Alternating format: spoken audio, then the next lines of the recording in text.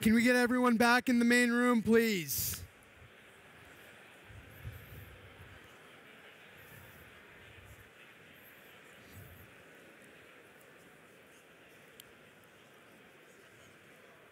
Everyone out back in the patio, can we get back in the main room?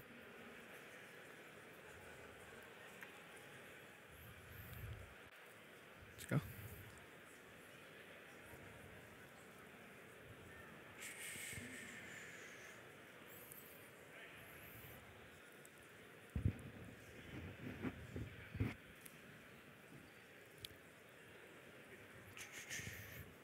All right, so guys, can we get ready for the next panel?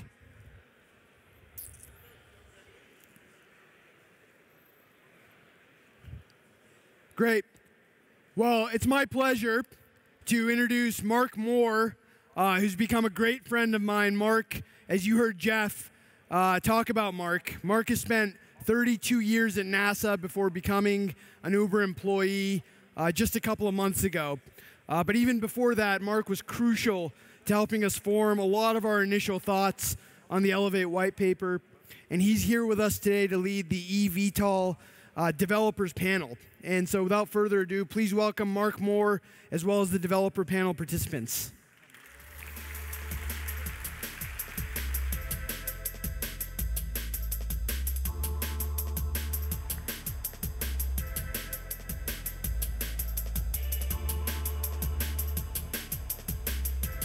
All right, stop drinking and get in here. This is the cool stuff. This is what you've been waiting for. This, to me, hey, I just got to thank you for being here. This is my Disneyland. This is my dream, and these are my rides. So I know there's nothing more fun than talking about new concepts. You're going to have at least one reveal. You've already had one reveal, and you're going to see some really cool flight footage of a new concept flying. So it is really my privilege to be here. And oops, let me go back. So in terms of the objective of this panel, it really is to introduce you to the different companies developing these new electric VTOL aircraft. And in order to understand these aircraft, you've got to start by understanding the mission, right? Everything starts with a requirement set and builds into what that vehicle needs to be capable of. So right from the start, I mean, we're not doing short takeoff.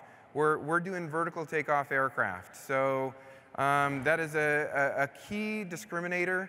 But these are not helicopters, right? We don't need to have those aircraft sit there and hover for 15 to 20 minutes, because this is all about point-to-point transportation from known vertipads, okay, known vertiport solutions. So the hover required is very short, and that's one of the key requirements that lets these vehicles be different, right? They don't need to hover for a long period of time. Also, what's different is they don't need a lot of distance. These are intercity aircraft that are going an average range of about 25 miles, and the furthest range is 60 miles. But we need them to be really productive. At Uber, we've been doing, before we even initiated this activity, we started with the economic analysis, because these vehicles have to make sense from an economic perspective for a large segment of the population for this to make sense to Uber. So they have to be very productive, and that means they have to travel fast. They need to be doing lots of trips per day, and that means from 150 miles per hour on up in terms of that cruise speed capability. We are absolutely committed at Uber for these to be community friendly. So if you ever see or hear something say we don't understand the noise problem, that is the #1 issue here, okay? We understand it, and we're going to be really aggressive on the noise goal, because we want these aircraft to be friendly neighbors so that they can fly many, many places and be able to take off and land in cities while people accept them and, in fact, even embrace them. So part of getting to that community friendliness is being emission-free and very quiet, and that is what's driving us to electric. The economics also force this solution into economics into electric to really get compelling reduction in the energy costs, and electric also is a major player in the maintenance costs. So really, when you do the economic analysis, it points to electric aircraft very, very strongly. You know, many people think of these as helicopter-like or general aviation. To me, this is really a commercial aviation market that we're just beginning as a new dawn. And I say that because these aircraft have to be used at very high utilization, not as much as commercial aircraft, but way, way more than general aviation aircraft. And of course, they have to be incredibly safe. So before, on the previous panel, you heard about market barriers. And if you read our white paper, you've seen these before. You may notice that I put vehicle in front of many of them because the vehicle is a key part of the equation. But what is so exciting to me after being at NASA for 32 years and coming to Uber is committed to the development of this ecosystem. Uber is committed not to making its own vehicle, but to making every one of these manufacturers successful with a product. So we will build the ecosystem, we will do what's needed to be done for you guys to be able to get this product out. And it's not just about them. We're actively seeking additional manufacturing partners, so somewhere out there, there's a great concept, and we'd love to talk to you. Now, you heard about the barriers. Vehicles are a big part of it. Why can we do this now? So you're also going to hear from different speakers how they're using these new technology pieces to do things fundamentally different. Electric propulsion is a key enabler, autonomy a key enabler in many different ways, and the new communication technologies that some of you are developing also absolutely important for us to be able to establish this network of vehicles that can interact and know where everybody is and talk to each other in precise digital data links that can really get us to high capacity solutions. So in terms, and I want to preface, tomorrow is really when we go into deep some of these technologies. One of the presentations tomorrow is really going to get into the energy storage issue and how well-matched batteries are to the different configurations that you're hearing about. They're going to show this slide and really walk you through the different kind of concepts and how it relates to energy storage. And Rob McDonald and Brian German are going to do that tomorrow morning first thing. So don't sleep in tomorrow, even though you're going to be partying tonight. With that, I am going to introduce not only the next speakers, but all of these wonderful individuals I consider friends. And I thank them so much for being pioneers in this new market. We're going to start with Scott Drennan, who's the Director of Engineering Innovation at Bell Helicopter. He's leading a team of about 40 amazing engineers. I think they've got a table back there. Many other brilliant guys. I've been privileged to spend some time with your team, and it's really amazing. Antonio Campello is the Vice President of Corporate Innovation at Embraer. He has 34 years there, and he had a key role in the E-Jet development. E-Jet is incredibly successful in terms of regional jets, so we expect you to be successful here too. Deanna Siegel is the project manager at Aurora Flight Sciences for this eVTOL development effort. Has a very strong background in flight control and auto-land capability, and of course, like most Aurora Flight Sciences people, went to MIT, of course. Tine Tomazik, oh my gosh, what can I say about Tine? Let's see, do I have any dirt? No. Tine is the Director of R&D at Pipistrel. Really cool company in Slovenia. He leads the development teams there. And if you saw them, so I was very active in the NASA prizes that went from 2007 to 2011.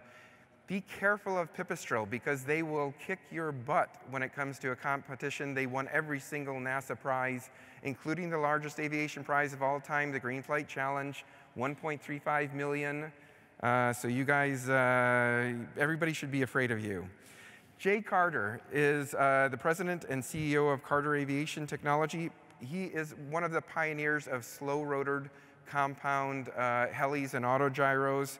And the cool thing about these slowed rotor compounds he's going to show you is that they get to really good cruise efficiency compared to a helicopter. He's going to be doing a concept reveal for you, so look forward to that. And Daniel Wiegand, I'll do the correct German. Okay, I did it. He's the co-founder and CEO of Lilium Aviation, and if you haven't seen their flight video yet, which just came out, he's going to be sharing that with us. Plus a new concept, or new concept version. So great things are going to come from Daniel. And Arnie Stoschek is the head of autonomous systems at A-Cubed Vahana project. And also, both of you went to the Technology University of Munich. So you're both graduates from there. And leads the autonomy team at, previously at VW, right? At Audi, yeah.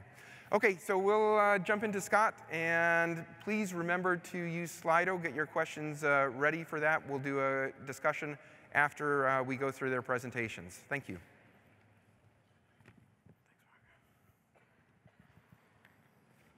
All right, well, thank you, Mark, and thanks to Uber for the invitation.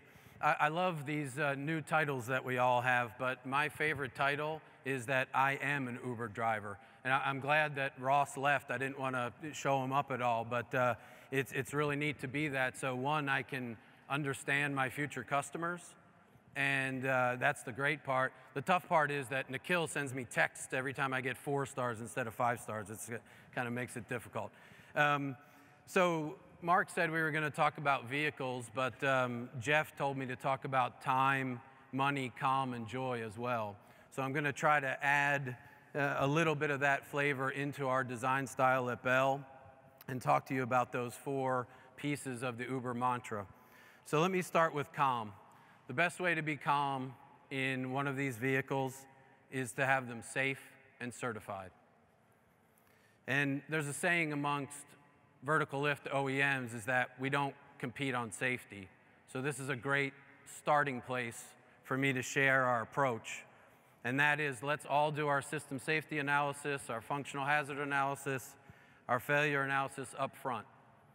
It makes sense in the safety conversation, but I'll tell you, if you do that, you'll have all the right design decisions as well, and then you'll have a system that's safe and certifiable. Bell plans to certify using our organizational designation authority. I was looking that over, and it reminded me that it's not just about the initial type certification, but it's about production, repairs and alteration, and then your future modification. So we plan to bring that to bear on this problem. During our past certification efforts, we've used Part 2117B. We were pioneers using that part to create certification basis for the 609, the powered lift aircraft, as you know. We think that's the category that we're talking about here. And it's really interesting to do the analysis of that cert basis that we did and find out that Part 23 and the great work that Gamma and the FAA are doing together with those kinds of standards are going to be very useful in this new approach. Okay, and then my last bit about certification, and I take this part very seriously. The FAA is leaning forward with a new mission.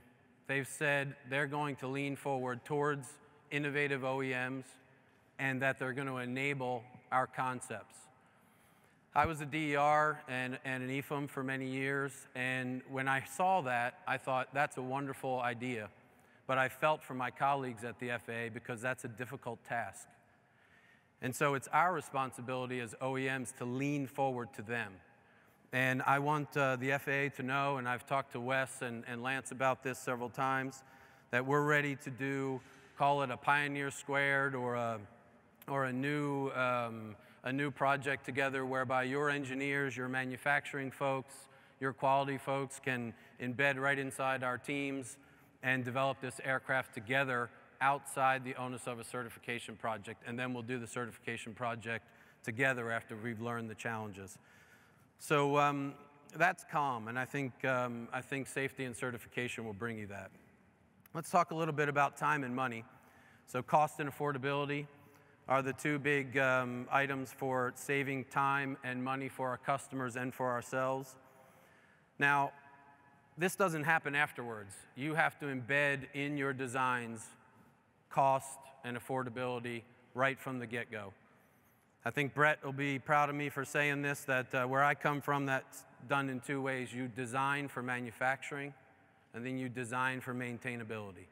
And when you do those two things, your factories will work correctly, you'll have the scales that you need, and then when you go to maintain the aircraft, the end result will be readiness.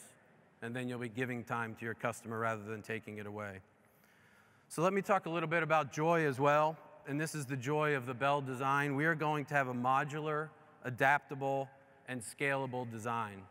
And it's going to bring joy to our customers with those three things, because a modular cabin is Uber Black to Uber X. A system that is agnostic to fuel storage or energy storage, let's say, is a system that is not pessimistic about the future for these aircraft. It's actually optimistic.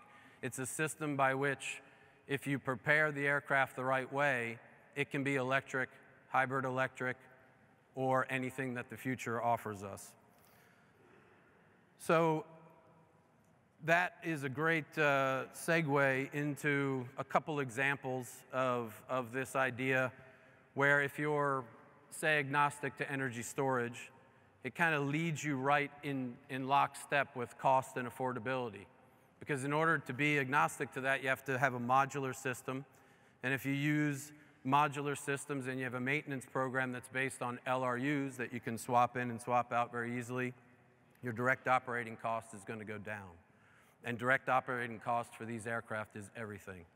So soft on cost, we're going to, of course, push that as well, but it all comes down to direct operating costs when you're trying to operate for 2,000 hours in a given year. So the last part of joy is also the joy of the environmental challenge. And when I speak about the environmental challenge, to me it's noise and emission, and it's also about the experience. That's the environment that our customers are going to be in. So in eVTOL, noise is a tough problem. It takes a lot of energy to lift vertically off the ground and a lot of energy to land. And you have your traditional sources of noise, engines, tail rotor, and your main rotor. And there are so many great opportunities with these new configurations to beat that problem and change the way we experience aircraft around us. You know, if you listen to a tilt rotor flyover, and I've been blessed by that many, many times, when it flies over in airplane mode, you go, there's no noise problem, because it just kind of scoots by you real quietly. But then when it converts to land, you're reminded again of the challenge that's involved. And so how are we going to attack that problem? It's tip speeds, it's frequency changes. David talked about that. Phasing of those items that make the noise. See if you can't overcome it in that way. It's also being smart about active noise treatment, not only for your external admirers, but your customers that are in the vehicle. So we're going to look at that as well. And emissions for Bell has to be a well-to-wing analysis. And I think our approach to modular and adaptable and scalable design is going to support our values, honor the values that we all share here to protect the environment for the future. So, for an example there, Bell's currently studying a propulsion system that will not only address operational emissions, but the fundamental problem that batteries today have in relying on fossil fuels to recharge and, in fact, be manufactured at all. So, again, back to modular, adaptable, scalable. You need to be ready for those technologies, just like you need to be ready today to use the technology at hand to get the aircraft in the air. You know, there's a lot of challenges mentioned about battery energy density, cost, but it's also important for us to all get in the air and figure out the hard problems of vertical takeoff and landing, of transformative flight. So I think using that as your starting point and then moving into the technologies that are called for by all the specific missions are very important as well.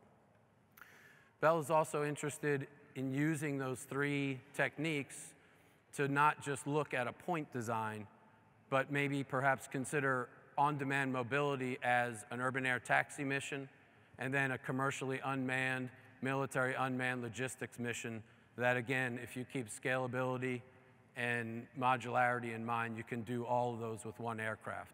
And I think that's a strength that Bell is known for, and we plan to bring that to bear on this aircraft concept.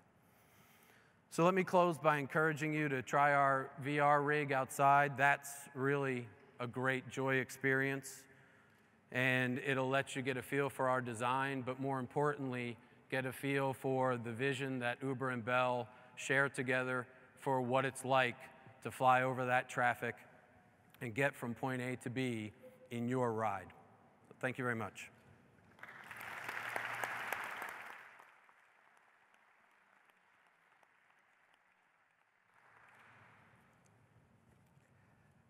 Hello, good afternoon, everybody. So it's a pleasure to be here to talk about our company, Embraer, a major player in the aviation business. It's quite important for us to be part of this project. We really believe it's something very good to everybody. And I'm gonna start talking about, let me see, this is the forward, okay. So let me talk about some numbers that are very impressive, because what I want to bring here is the heritage of the company and how this heritage may bring value to this new vehicle, and which are the main points that we need to pay attention when we talk about this kind of vehicles.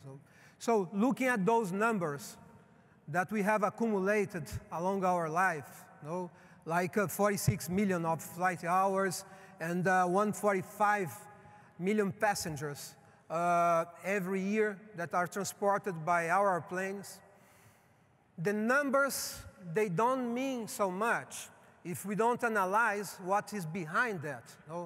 If you look at our company in the complete history that we have had, you're gonna see that the niches that we choose to go into, we usually become leaders of that niche, and we are top performers. We are top performers in terms of dispatch reliability, in terms of operating costs, and of course, safety is for granted, right? And it's very important to understand the DNA of the company, because we have started producing military and commercial products. We became very well known because of our commercial products, because of their reliability, because their costs, because they operate all the time, very reliable, always available. And 10 years ago, we decided to bring this DNA to the executive aviation, business aviation. And now we joined both mindsets of business aviation, commercial aviation, to produce the same quality of our planes that we had in the commercial aviation. This is what brought us to be one of the major players also in the executive aviation. And now what I'm gonna tell you, it's about that we want to become a major player on the urban transportation as well. And there are some key points that make us to be entitled to be that. So number one, when we talk about fly-by-wire, we do have a history of fly-by-wire. We started 40 years ago, and we started developing onboard softwares in a military plane. And then on the 2000s, we had our E-Jet, E1 family, that started with a fly-by-wire that was almost full, was not full at that time. And but the following generation that's about to be delivered mid next year, it's a full fly-by-wire closed loop. So it's the most advanced fly-by-wire that we have conceived. The same happens with the Legacy 500 and 450 in the 2010s years, so in the last decade. So we have the 450 and also the KC-39 being full fly-by-wire and closed loop. And we know how this is very important because it needs lots of experience to make it happen. No? So if I go to the next slide and I show you, let's say, the architecture of the flight control system. And it's a very simple picture there that shows the inputs that come from the cockpit, like the side sticks and so on, or the inputs that come from the airplane, like speed and attitude. And this is processed. Everything is digital. Everything is processed. And there are lots of redundancy to be sure that we have a very safe system. And then it comes to the actuators and to the control surface. No? When I talk about that, it seems it's something simple, but it's not simple. It's very complex. It demands lots of experience to make it happen. Okay? And there is an important thing here. We do believe that the fly-by-wire, they go more and more for smaller airplanes. No? We were the first company that made a full fly-by-wire, closed loop, to airplanes that are smaller size, that are under $40 million, much below that. No? And then what we have today, we have several designs of fly-by-wire. And now what we intend to do with this new vehicle is to reuse our project. It's very important that we have things that have already been done and can be reused for this type of airplane. No? And so this will make the development costs much lower and much faster. No? And depend on the rate of production, we also amortize the development costs. So we do believe that the fly-by-wire, the way it is done today, it's going to play a significant role in these smaller airplanes, aircraft that we are talking about. Okay? So talking about another know-how that we have in air traffic control, we have 3 subsidiaries. One of them was responsible for designing and implementing the air traffic control in Brazil. It's a huge task. No? And the same way we do command and control, reconnaissance, and also intelligence systems. So this is quite important because we can do many things about that. We've been selected as the company that is doing the largest border control in the world. We've been doing that because we acquired lots of knowledge along the last decade. So comparing what we have inside the airplane, all the controls, and what we have in the environment in terms of air traffic control, in terms of intelligence. So we are entitled to bring all this knowledge to these small vehicles and the whole operation worldwide. Okay? So I'd like to mention that we do have a powerful integrated product development. No? These are the airplanes that we have developed in the last 15 years. It's amazing. I challenge you to find an aeronautical company that have developed so many models in the time frame that I'm speaking about, okay? And with the shortest development cycle in the industry. And when we do the integrated product development, we all think about the production and we think about the customer support, everything at the same time. And what we've been doing is applied to smaller airplanes, as small as 4 to 7 passengers, to larger airplanes, as large as 130 packs. Okay? So it's, we know the variety, we know the difference. We know the difference between the business. We know the difference between the size, and it's quite important, plays a big role. So when we talk about manufacturing capabilities, we are very much automated. The parts of the airplane that we produce, we use very much robots everywhere. So we are ready to make a higher rate production. This is quite important in our company. And we have a global reach. So we are in over 100 countries, no? And we do have a customer support that is everywhere. No?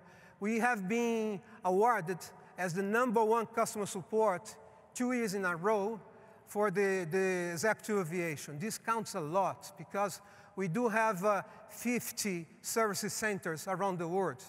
10 are ours and 40 are let's say, other service centers. So this is quite important. This gives the power of the support that this kind of vehicles will need because they will operate everywhere. So what I want to say is that today we are ready to engineer any services and support. We can monitor our planes everywhere they are because everything is digital today. We have a very intense power inside of the airplane, and we can transmit all the data that we have. And we have accumulated all the data that allows us to go beyond.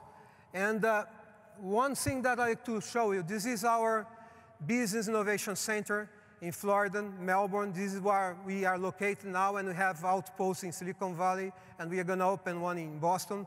So we are ready to do that. We have the capacity. We have people that are very capable to do that. Our engineering team is very, very recognized all over the world. So, and it's very important, last word, it's very important that we do that in a collaborative way. Or we do that together or not get there. It's not a matter of myself, one company or the other company. It's everybody together that will make the difference. We're trying to accelerate this ecosystem. This is why we are together here. We're trying to accelerate the ecosystem, and we found the right place to do that. Okay, thank you so much for your attention. Bye.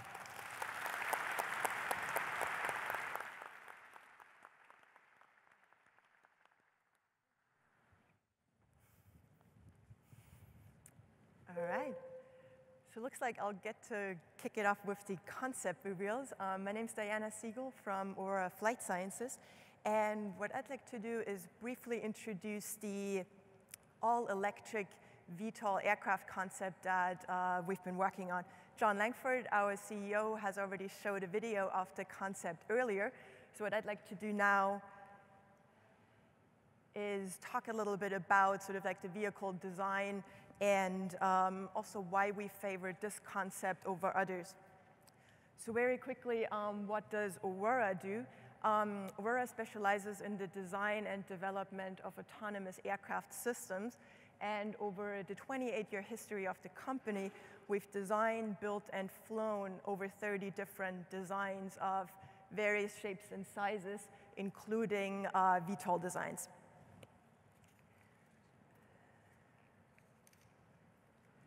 So as an aircraft company, we're naturally really excited about potentially having thousands of these VTOL aircraft operating over our cities. Question is just how do we get there? Like how do we get from having very few of those operations today with helicopters to the large-scale operations that we'd like to have tomorrow? So we asked ourselves the question, what would those vehicles need to look like? How would we operate them? And we started investigating those questions last year in collaboration with BCG Digital Ventures. And let me just show this video real quick to illustrate how we'd imagine those vehicles could be operated and what requirements could be imposed on those vehicles. So similarly to what was shown earlier, we'd also imagine that those vehicles would operate from dedicated hubs. They would operate fully autonomously, but would support a safety pilot on those airplanes initially. They taxi fully autonomously.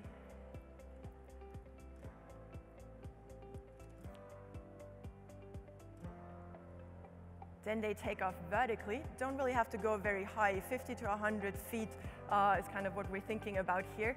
And the goal for takeoff noise is really to blend in with road traffic below so that we're blending into the background here.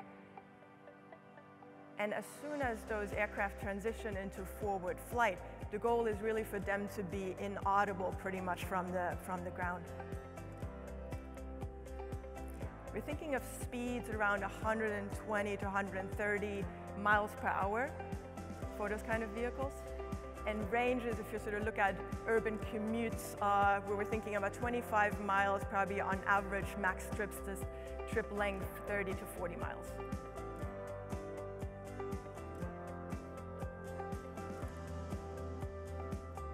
So before looking at the details of that vehicle design just shown here in the video, I'd like to take a step back and talk about like how we arrived at that concept.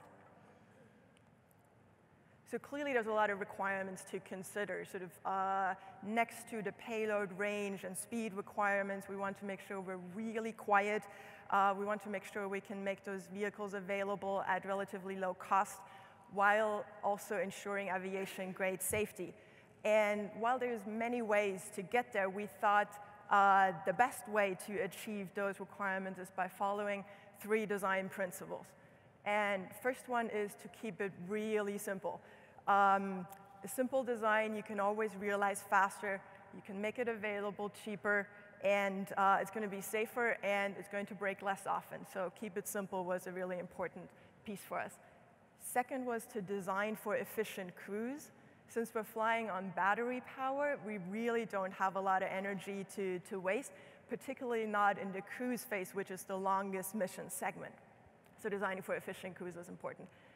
Lastly, we wanted to make sure we're basing our design on existing or at least near-term technology.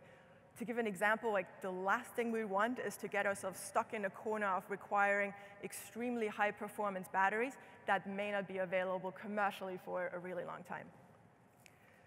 So armed with those principles, we then looked at a range of candidate designs that might be able to do that mission that was just shown.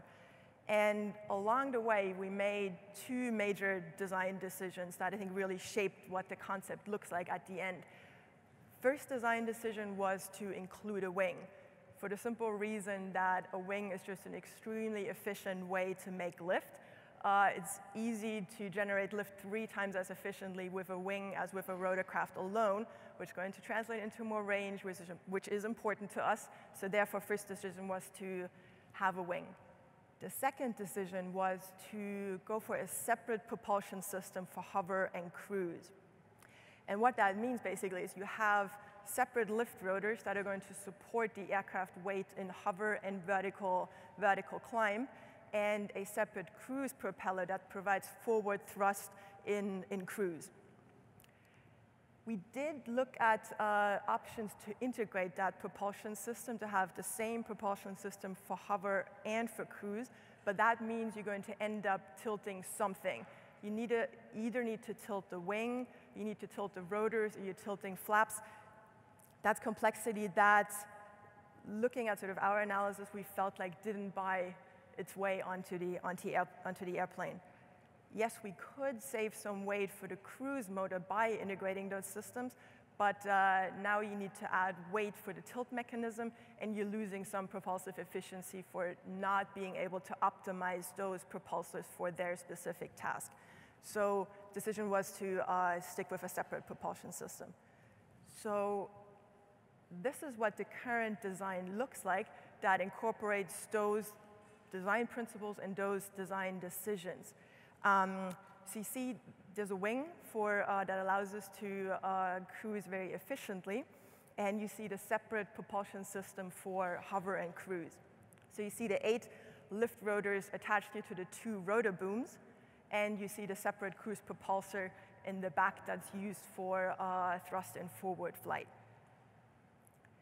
And the key thing I want to point out about that design is that it's just so extremely simple. Like, it really eliminates virtually all mechanical complexity.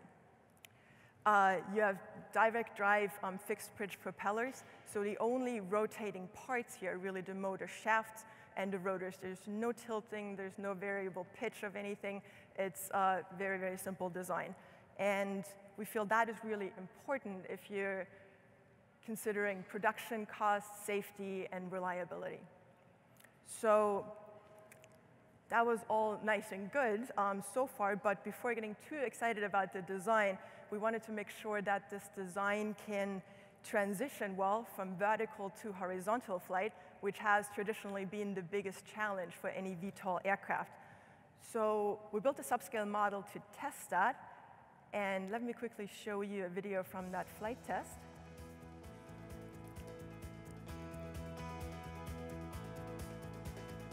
So this is the subscale model right here. Quarter scale model, it's 2 by 2 meters wide. You see it take off vertically under its lift rotors. Now the cruise prop comes on and it starts accelerating forward. And now to get on its wing, it needs to accelerate past its stall speed, which for this aircraft is 40 miles per hour for this subscaled version. Now you should see how the lift rotors turn off completely. So now it's fully on its wing, so it did the outbound transition. It's hard to appreciate speed here. The background is too nice, too good weather. You see a little bit how fast it is when it's coming in now on its inbound transition.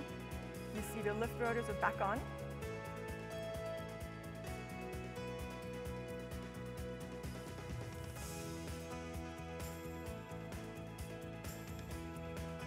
It's descending vertically.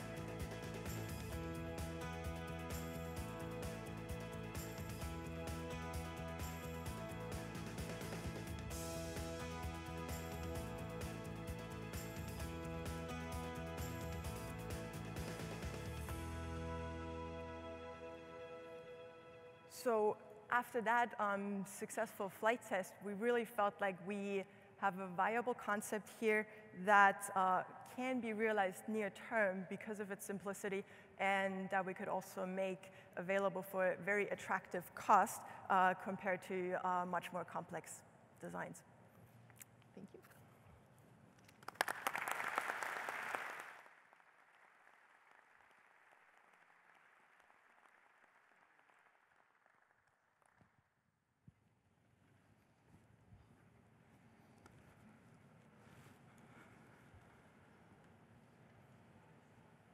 My name is Tine Tomažić, and my friend Mark says that you should be afraid of me.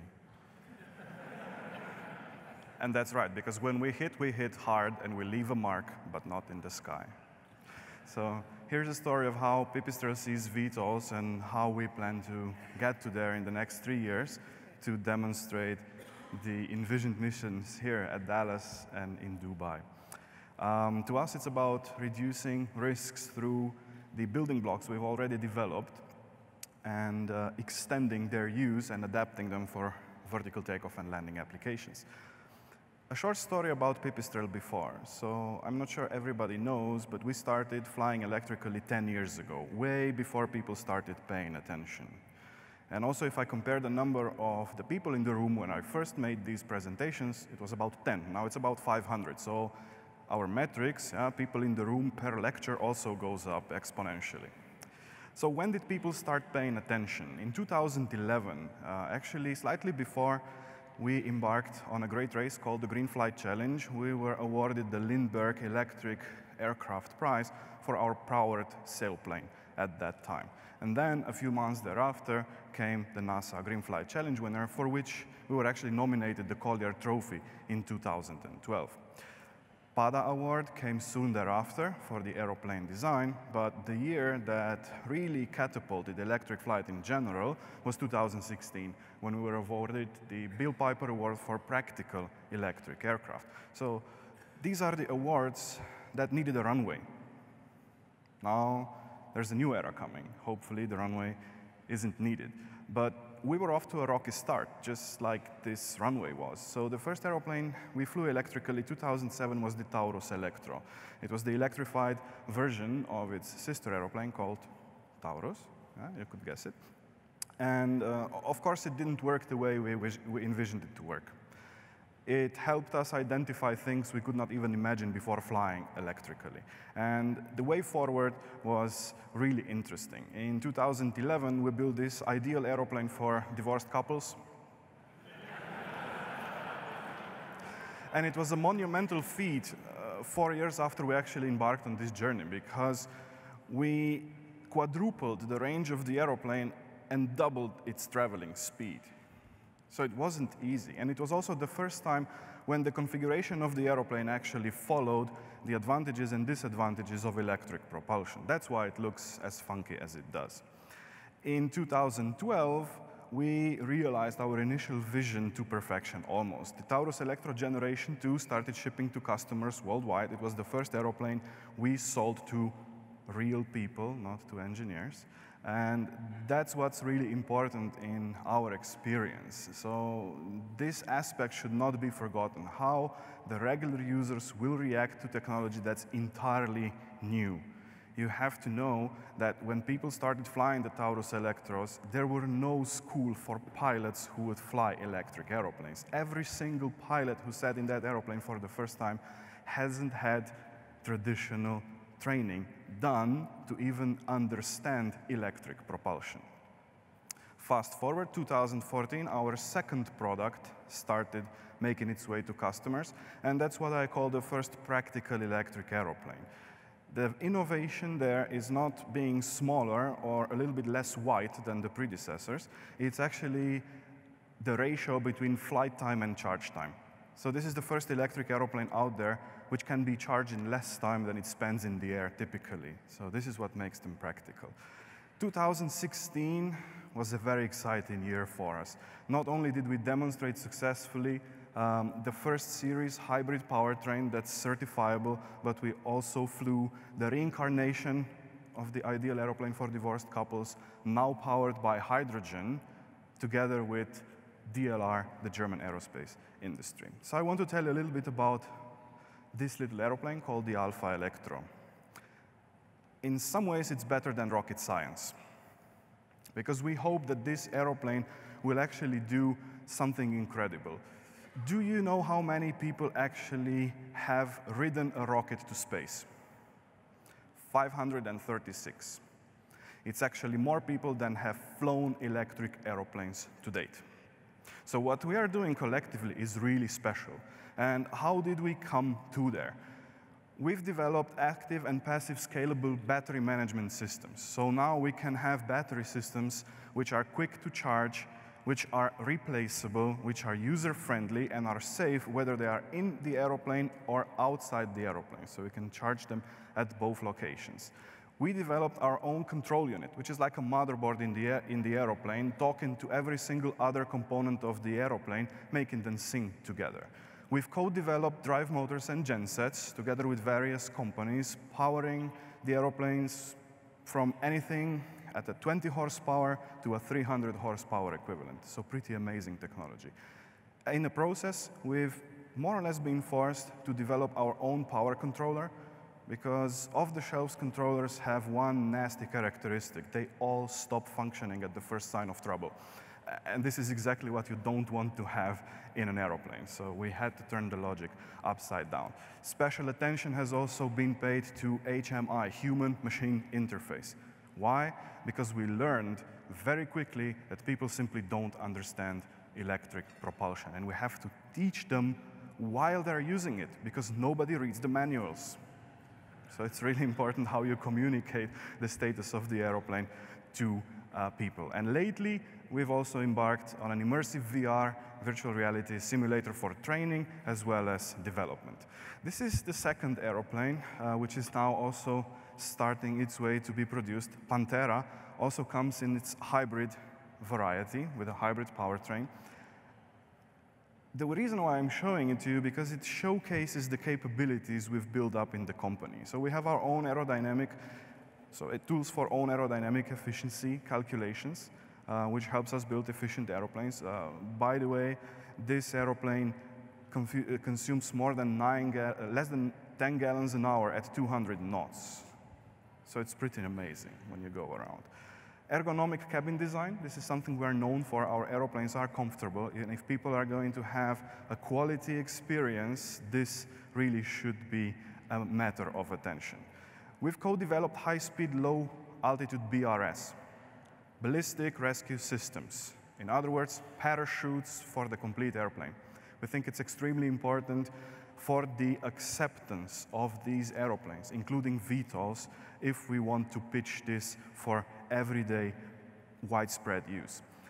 Pipistrel has been pioneering lightweight composite materials, which have been proven on all 7 continents.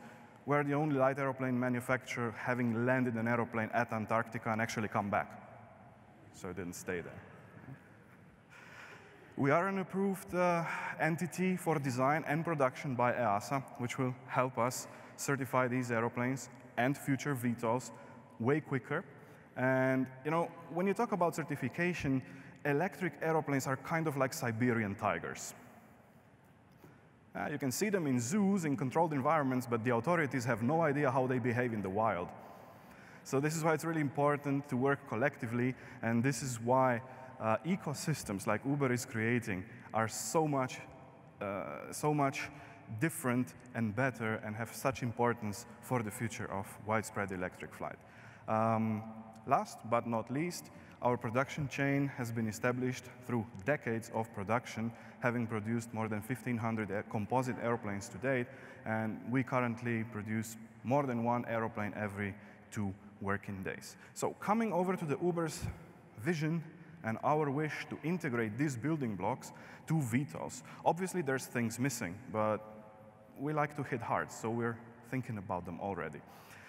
What is missing, and what are we working on currently? Active noise control, and it's not active in the sense of having some funky headsets or loudspeakers in the cockpit to make the ride of the riders more pleasant. It's actually how you fly, where you fly, where you divert your thrust, how you phase your rotors, propellers. It turns out you can do a lot to control your noise footprint on the ground by not only what you are flying, but how you are flying it.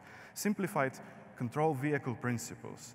Based on our experience with powered gliders and later on electric airplanes, we have to think how pilots will fly these airplanes. It's not a matter of pressing a button like in the Uber app and it all happens automatically. Initially, there will be no automation. Pilot assist functionality. If we want to have a lot of vehicles, we will need to educate a lot of pilots. Not all pilots will be of the same qualities or the same knowledge. So sensoric assistance for low visibility maneuvering and crash prevention, that's something we're working on. Perhaps not obvious, bird strike tolerance. When you fly fast and close to the ground, you better not allow your vehicle to disintegrate because you hit an organic UAV. Cybersecurity, protection against rogue pilots and other things on a vehicle level, that's something that needs to be of our own collective concern as well. So we're slowly coming to the moment that you've all been waiting for, and I hope that you have your cameras ready. If you don't, you have exactly 12 more seconds to do so. Get your cameras ready, because of course we're not going to show you our green vehicle yet, but stay tuned and thank you for your attention.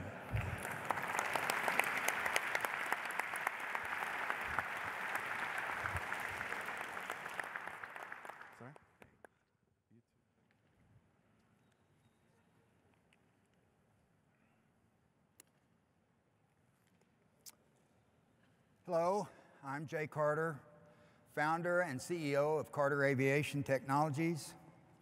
I'm proud to this evening be able to make an announcement. Carter has teamed with Mooney to create the Mooney Carter Air Taxi. The idea of being involved in the development of a practical, electric-powered, quiet, safe VTOL aircraft is near and dear to my heart. But first, let me provide you with a brief history of what came before Carter Aviation and our current design, in which we have teamed with Mooney to give you a full understanding of this design. While in college, I earned my pilot's license and designed and built 2 gyros with guidance from my father. The second was mostly composites, and this was in the 60s. My father was a filament winding composite pioneer in the early days of the space program and taught me all about composites, and was the best design engineer I've ever known. I owe him a great deal, and I miss him a lot. This experience led me to a job in research and development at Bell Helicopter, where I was one of 3 co-inventors of the prop rotor system for their XV-15 tilt rotor. I left Bell in 1970, and working with another machinist, and again guidance from my father, built a steam-powered automobile that became the first car in the world to pass the original 1977 emission standards. It so impressed the editor of Popular Science that he put it on the front cover of his October 1974 edition. Because of the oil embargo and the increasing cost of electricity in the early 70s, I developed a very lightweight, cost-effective wind turbine. It was a two-bladed, downwind teetering rotor design which eliminates the gyroscopic loads inherent in all three-bladed turbines. We used a self-erecting tower to eliminate cranes. We sold, installed, and then maintained them all over the world.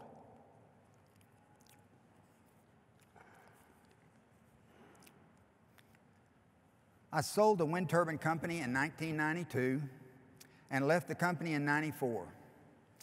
Itching for another project, I convinced my wife to let me build a 5-place autogyro just for us and our 3 kids. That's this aircraft right there. I knew that by adding a wing to unload the rotor, the performance would be better than a regular gyro. What I didn't realize until I started going through the calculations was just how much the rotor could be slowed down by unloading it and how much this would improve the performance. The rotor rotational drag is a function of RPM cubed. So dropping the rotor RPM by a factor of 3 in cruise reduces this drag component by a factor of 27 times and results in a rotor drag at cruise less than 15% of the total aircraft profile drag. We call this a slowed rotor compound aircraft. It is a game changer. It has been a team effort of investors, smart, dedicated employees and consultants who developed this concept over 23 years with 22 patents approved and 5 pending. The American Helicopter Society and Georgia Tech Rotorcraft Center of Excellence have been very supportive in this project. The rotor provides the lift for hover and decreasing share of the lift as the aircraft accelerates until the wing is able to virtually provide all of the lift at about 150 miles per hour. This allows the small, high aspect ratio wing and its corresponding profile drag to be less than 1/5 of a similar fixed-wing aircraft. It is this combination of dramatically reduced rotor and wing drag that allows a slowed rotor compound aircraft to compete with general aviation aircraft in speed and efficiency, based on the same horsepower, weight, wingspan, and drag coefficients. Plus, you gain VTOL capabilities, and with a low disc loading, high inertia auto-rotating rotor, it acts like an emergency parachute, only better because it works at any altitude or speed and provides directional control to the landing spot and a very soft landing. We knew there would be issues with slowing the rotor, so to confirm we solved these issues, we built a 1/6 scale rotor and mounted it on an 8-foot boom in front of a pickup truck. That's our test right there. We were able to confirm the rotor RPM control method and the rotor stability at low RPMs to the point we were able to go down the highway at 80 miles an hour with the rotor tip slowed to 10 miles an hour. Not only was the rotor stable, but it was so stable the rotor flapping did not exceed 15 degrees when the turbulence caused from semi-trucks passed in the opposite direction. With this test, we knew we had a game changer and started construction of the aircraft to include testing and developing our unique, simple, lightweight rotor and high static thrust prop, low drag rotor hub, tilting mast, and extreme energy absorbing landing gear. These 2 aircraft, this one and this one, are the only aircraft in the world to have slowed the rotor in flight to the point the aircraft was flying faster than the tip speed of the rotor. In helicopter terms, that's breaking the mu1 barrier. And in the process, demonstrated an efficiency over 2 times better than the best helicopter has ever achieved.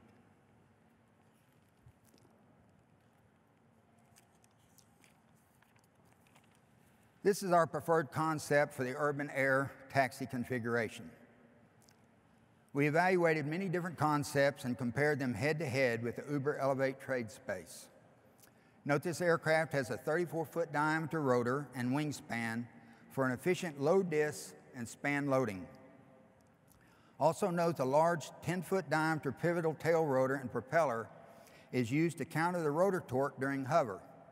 And then as the aircraft accelerates and the rotor converts from a helicopter to autogyro mode, it rotates to provide 100% of the thrust. There is no torque going to the rotor above about 100 miles per hour.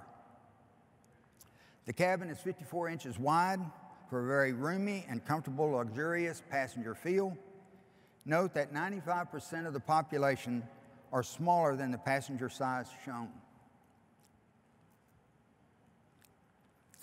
There are many safety factors, safety and performance features incorporated in our air taxi. Key safety features include durable electric motors, battery in the nose, redundant mechanical control linkage for an optionally piloted configuration, simple lightweight twisting carbon spar for the rotor and prop, and our fail-safe extreme energy absorbing landing gear that has no rebound and is capable of 30 foot per second impacts. Most fixed-wing aircraft are designed for 5 foot per second. Key performance features include low dis loading for the prop and rotor, a small high aspect ratio wing, a low drag streamlined hub, a slowed rotor compound main rotor, a scimitar prop with a wide chord for a high static thrust, and a very streamlined airframe. In a trade for quietness and passenger comfort, we can keep the RPM low for very low noise takeoff and landings, which is the result of a wide chord for the propeller and rotor. We isolate all of the rotor vibrations for a near jet plane smoothness with a tall, very soft tilting mast, which keeps the aircraft level when the mast and rotor are tilted forward for takeoffs and tilted aft during landings.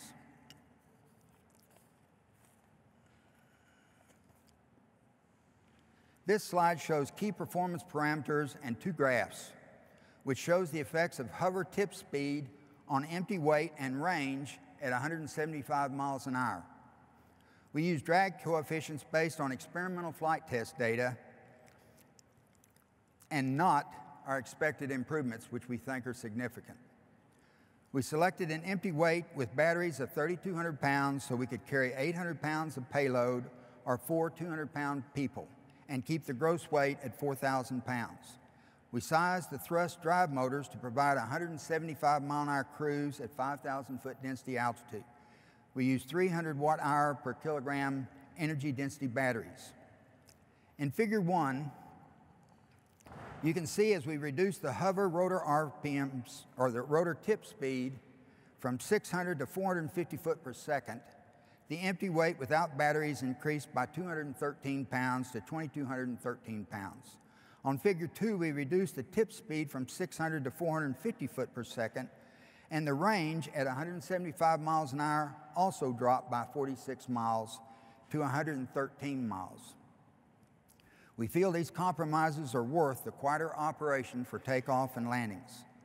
Note the tip speed will be at its maximum during hover, and the tip speed of the advancing blade will actually decrease as airspeed increases because of the reduced rotor RPM as we transition into slowed rotor compound cruise. Bottom line, this aircraft configuration can be extremely quiet and still meet the range requirements. It is simple. Its performance has already been exceeded with Carter's second prototype. It has unparalleled safety with its ultra-high inertia auto-rotating rotor and direct mechanical linkage to all the flight surfaces, which allows an optionally piloted or autonomous system to safely land in almost any failure event, including a total powertrain electrical failure. I'm really looking forward to your questions. Thank you very much. By the way, I have some copies of this presentation if you want to see me afterwards. Thank you.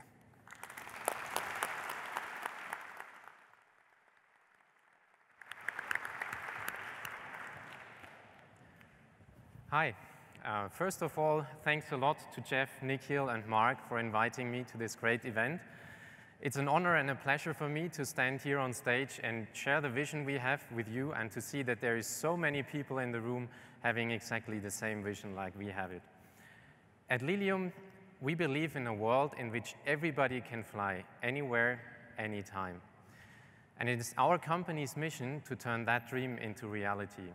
We want to democratize clean, on-demand aerial transportation by developing the world's first entirely electric vertical takeoff and landing jet. It's a 5-seater vertical takeoff and landing aircraft, and it's designed with only one single purpose, to be the best possible electric aircraft for the 21st century. And to achieve that goal, we had to invent a completely new airplane concept. So the Lilium jet is based on a canard configuration with a small wing in the front and a big wing on the rear. And all wings are equipped with flaps and a line of engines attached to these flaps. And for vertical takeoff, all the engines are directed in a vertical position, like on a rocket. The plane lifts off, and once it accelerates into transition flight, the flaps gradually tilt into a more horizontal position until they finally reach a fully horizontal position, and the plane is in cruise flight, and all the lift that is necessary is provided by the wings. But the beauty of this concept is its simplicity. We believe the winner in this space will be the most simple concept at yet very high performance. And a Lilium jet needs no tail, no rudder, no variable pitch, no foldable propellers, no gearbox, no water cooling. It just has tiltable engines, nothing else. And thanks to the very small diameter of the engines, we have a very low drag coefficient in cruise flight, and we can go up to distances of around 300 kilometers and at a speed of 300 kilometers per hour. That's roughly the same energy consumption like for an electric car today, but at 3 times the speed. And of course, all this performance is mainly based on the development of our electric jet engines, and they come with a whole bunch of advantages.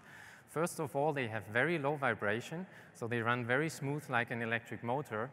And it's well known that large rotors, like you see them on helicopters or transition tilt rotors, that they induce a lot of vibration into the structure of the airplane with the plate passing frequency. We don't have that here. The second advantage is that the duct is designed such that it can contain the loss of blades. And this way we can prevent the propagation of damage of one engine to the neighbor engines. And this is vital for a vertical takeoff and landing airplane, as it relies on the power of its engines and on the redundancy of its engines. And then we have only one single part. We have super low maintenance costs because the whole engine consists of 2 bearings, a shaft, and the rotor mounted on that shaft. And the most important part of the engine is its low noise. We've designed the engines such that they are literally quiet as a fan. But it's not only about the engine itself, it's also about the positioning of the engine on the airframe. And we've been very innovative here in positioning the engines on the flaps of the wing, because this way the engines are sucking in the air from the top side of the wing and always maintain the flow on the flap, but also on the wing. And this comes with a big advantage. It's maneuverability in transition flight. And we believe this is one of the key features for an urban electric mobility or air taxi, because in an urban environment you have real constraints. You have other airplanes, you have houses, you have trajectories, you might want to avoid some other vehicles. So it's vital that you have this transition phase maneuverability. And we can fly curves, we can climb, we can descend, we can do anything in any speed of the airplane. And additionally, we have a high lift system. That means the wing produces more lift thanks to the engines keeping the flow attached, and we consume less energy in transition flight. When we designed the concept of the Lilium jet, safety was our biggest concern. And remember that we want to operate these planes in urban environments. That means we have to have a new level of safety compared to the existing single-motor airplanes that we have today. And we tackle this problem with the concept of ultra-redundancy. That means the whole airplane doesn't have a single point of failure. Any component on the airplane can fail, and there is still another component that can do the job, and you can still complete the mission, drop the passenger, and go on to the workshop in case you have to repair something. Additionally, we have a flight envelope protection system preventing any dangerous command from the pilot from being executed by the plane. And if everything fails, there is still a whole aircraft parachute on the plane that safely brings down the plane, but also the passengers in the plane. Last but not least, it's a consumer product. So it must have a nice design, and it also has a very nice ergonomics. For example, we have gull wing doors, and you can easily board the plane like you would board a limousine today, and you can find all the comfort that you are used in a classic taxi. But the best aspect of our technology is it works. We've recently flown a full-scale prototype, and we've demonstrated the transition flight and additionally the ability to descend and fly curves in transition. And this plane is designed to carry 2 people in size, but it's being flown completely remote controlled. And I will show you the video of that flight right now.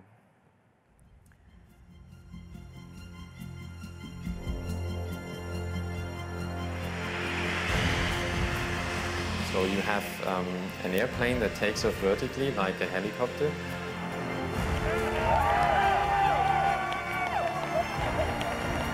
But once it's in the air, it accelerates into forward flight and flies with wing-borne lift. And this way it achieves much higher speeds than cars, but also higher speeds than a helicopter. So connectivity is what it's all about.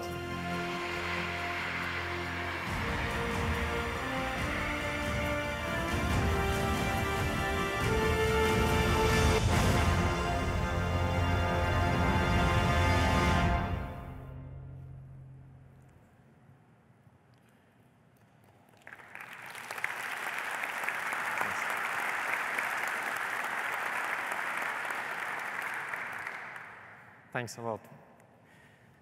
So here on this slide is an example of what kind of impact this kind of aircraft can make on our lives. Everybody has a certain acceptance of time spent in travel every day or commuting. And if you are 5 times faster, you can get 5 times further in the same time. And this is why we say we increase the radius of life of people by a factor of 5.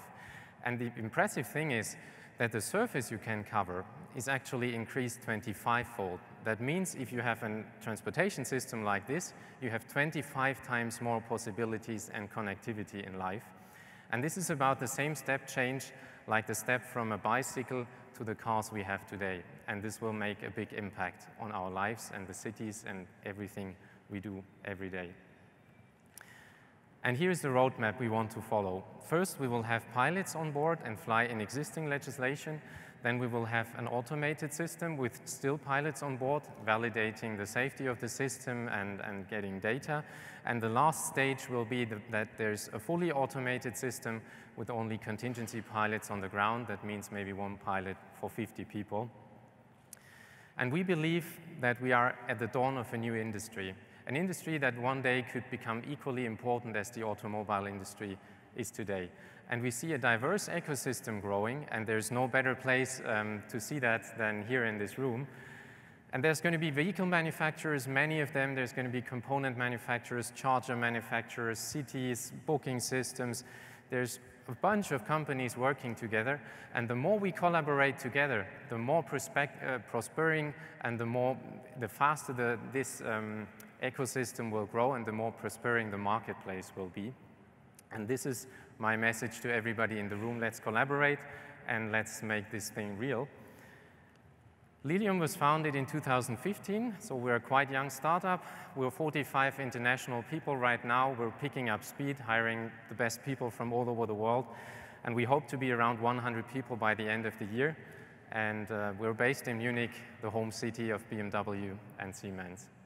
Thanks very much.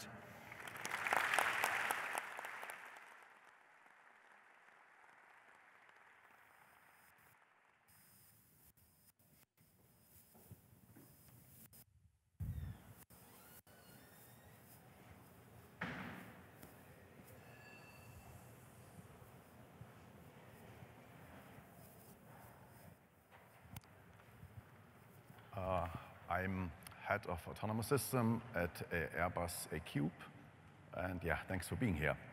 So in the morning, Jeff gave a really exciting presentation outlining the challenges of urban mobility, and yeah, the challenges that comes with the urbanization. In the US, we spend close to about an hour per day in commute, and there's this mind-numbing fact that we have more road vehicles on our road than adult population in the US. And the road infrastructure is at capacity, and every time in the morning when I'm stuck in my commute, I'm thinking it's actually past capacity. So for about 100 years, people also looked going down as an alternative. We believe it's the right time now to go up to the air. We believe we simply cannot afford to not utilize the zero dimension that we have to address the topic of urban mobility. Though in the past, there were a lot of very brilliant concepts for air taxis, and such as the one shown here. So why do we believe we can do air taxis now? There are a couple of key technologies. One is the availability of electric propulsion. It's a reality. This is now mature enough to put it into an air taxi as well. Then second, the availability of low-cost electronics, also communication, customer interfaces. And number three, the availability of intelligent systems and vehicle autonomy. So in the past years, there was a tremendous progress on machine learning, machine intelligence, autonomous systems. Okay, this is the air taxi we are developing at Airbus. So we target low-cost urban air mobility. So we envision to transport 1 or 2 passengers, and we want to have a system that's completely self-piloted. We target a battery electric vehicle that has roughly 230 kilometers per hour speed and has a range of about 100 kilometers. We target a eVTOL vehicle, and we want to have a vehicle that's mass manufactured. So we assume that we have a massively higher vehicle manufacturing volume, close to what you can see now in the automotive. So our vehicle has to be mass manufactured. We decided for a tilt wing configuration, and that allows us to combine the efficiency of an air vehicle in the traditional fixed wing mode, and the ability to tilt the wings in the eVTOL mode allows us to really have a vehicle that's capable of being operated in the urban environment. We target a vehicle that's operable, usable as a fleet vehicle, so not necessarily for individual passenger ownership. And this is a very different design approach. And a vehicle that can be operated as a fleet vehicle, I believe, is the key to address a mobility or provide a mobility solution really to millions of customers.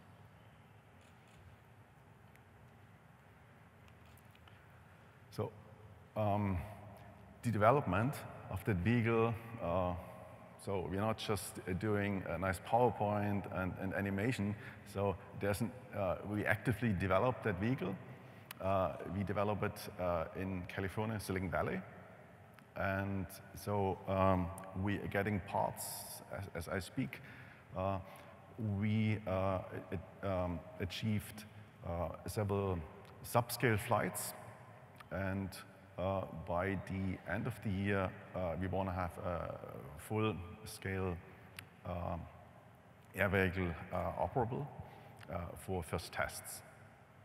And we target by 2020 to have a productizable air vehicle.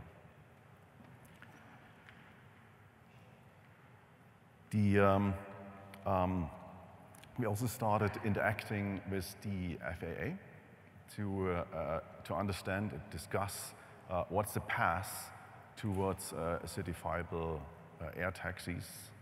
And currently, this is a wide open field.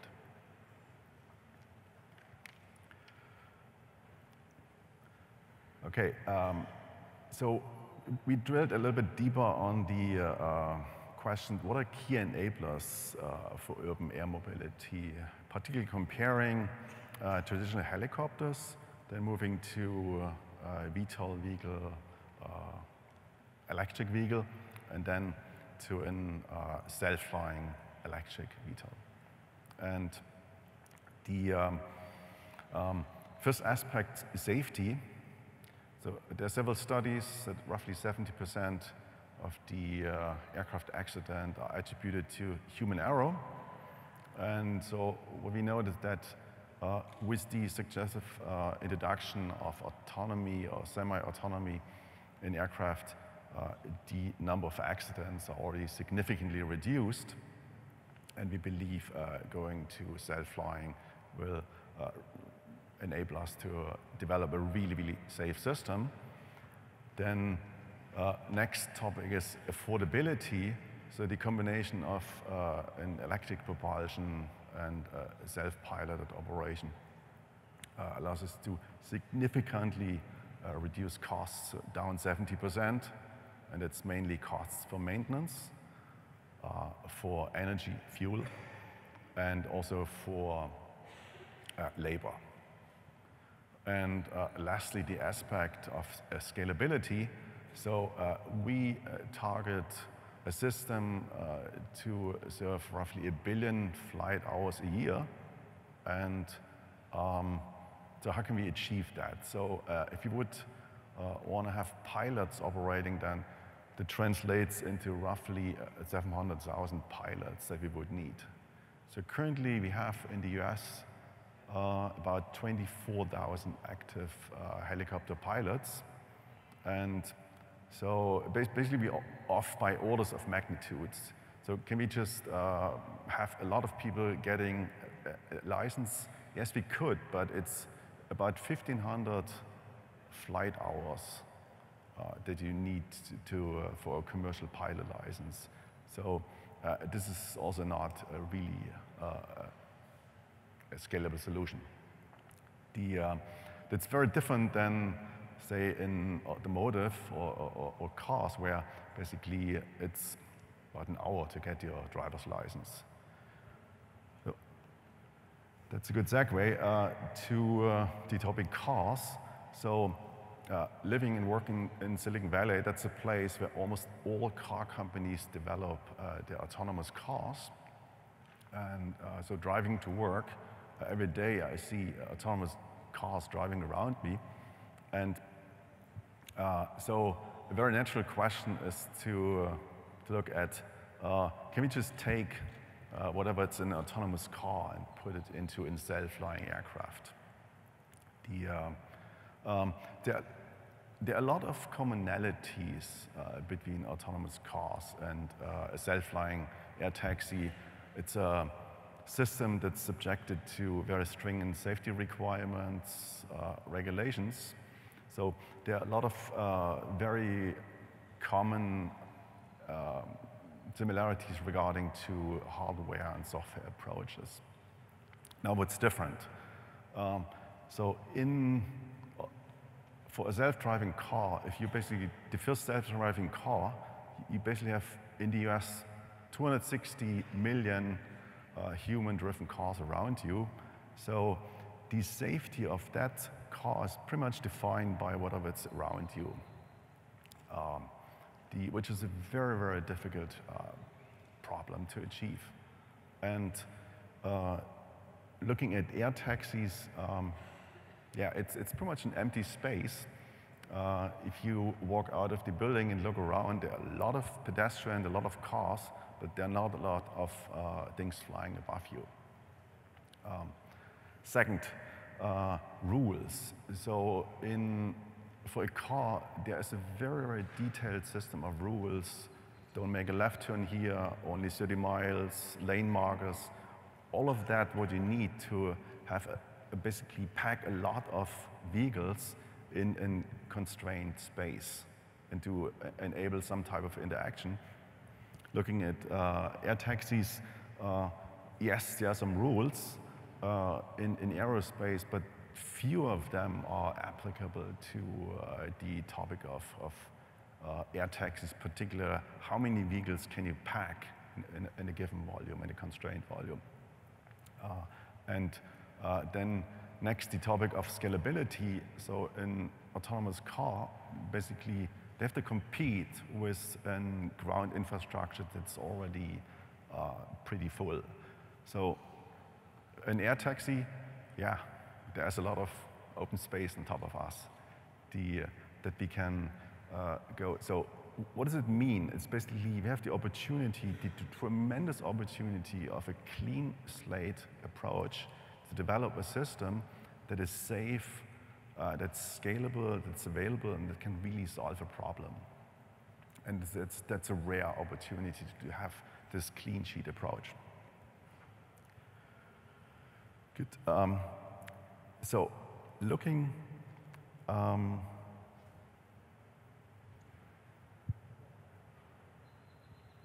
good. Sorry, lost my. So we got a lot of question on speaking about in self-flying air taxi on the question of how do we avoid obstacles. It brings me to the topic of sense and avoid. So let's assume you're walking outside the building and you have a bird coming at you. In a split second, you would duck. So let me analyze the things that happen in the human brain. So that the sensors, your eyes basically perceive that something is coming at you. So the first decision is something is coming at you. Second, you would analyze what is it that is coming at me? Is it a small bird? Is it a large bird? Then next step that's going in your brain is you basically try to get an understanding, is this thing flying at me? Is it flying away from me? In situational awareness. And then you do a risk analysis. Is it going to hit me? Is it something big? Is it something large? And then your brain formulates a decision. And then your body reacts to that, and then the brain supervises is this action executed, and is there a change in situation that requires a similar action. And so this is in essence what we have to recreate in a self-flying air taxi. Now, is this difficult? Yes, it is, because we have to be very, very fast, and we have to be tremendously safe. So we applied technology there that would not be possible to do in a couple of years ago based on the availability of very, very fast computers and deep learning algorithms. Okay, let me write up here. We want to have a productizable version available in 2020. Why do we believe we can do that? So we have a very good team. We are Airbus. We have a history of decades of building safe aircraft. Lastly, we have a very open approach. We want to work with the best people and the best companies. So if you want to work with Airbus on a really, really exciting project, please come see me. Thank you.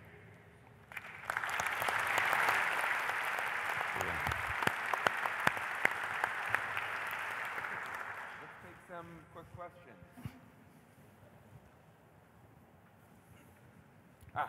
Okay, there they are. First one, how should we approach battery safety? And I know I'm going to throw this at Tina because they have the most experience so far. Should we require containment of thermal runaway or rely on prevention and prediction from the BMS? Yeah. Actually, it turns out that a combination of solutions is the one that works best. Our current state-of-the-art battery systems can prevent thermal runaways spreading from cell to cell. And for larger events, we use prediction. The point being, you can relatively easily assess the health of a battery system because it's comprised out of many small elements by measuring various parameters. What you cannot influence, however, are production tolerances. And it turns out that about 1 in a million battery cells, regardless of their size, will fail. And fail meaning that it could be everything from a benign failure to an explosive event or an event that outputs a lot of heat. So if your battery design takes care of that so that when one cell goes, this doesn't spread to the neighboring cells, you can thereafter pretty much rely on prediction and handling the battery failure on a vehicle level. So in a systemic approach, one should be smart enough not to employ just a single battery unit on vehicles, but rather resort to an architectural solution. And by the way, this is something that the humankind can solve very easily if you just take into account that now we are flying with small airplanes that use piston engines for the most part, and there's a thin partition between the cabin and the machine where there's 20,000 explosions per minute, and we're fine with them. I think we can tackle battery technology as well. Okay, cool, thank you. Deanna, what about those low rotors? Well, I think this is why we conceived this concept as a concept that would operate from a dedicated hub, where you can control where users actually go and where they don't go. Because as you might have seen in the video, we would very much like to keep the passengers away from landing and departing aircraft and shown those boarding ramps that sort of like come up to each of the parking spots. And you enter the vehicle from the front, from the top. You're never near the rotors at any point in time. Oh, Daniel, when are you going to fully transition? Have you? Well, we did at first the most interesting part of transition, which is from 0 to 70, 80%, because there we wanted to demonstrate that we have that maneuverability that we were hoping to see. And that was the most interesting part. Cool. Another one for Deanna. How do you get in the aircraft? From the front. The front? From the front. Front so loading. You might have seen in the video how the boarding ramp sort of like went up to the front of the aircraft.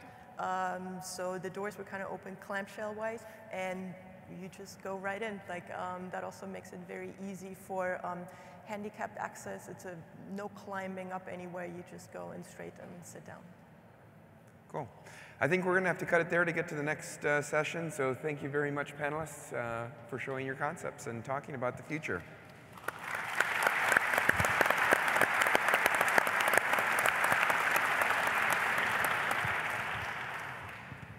Well done.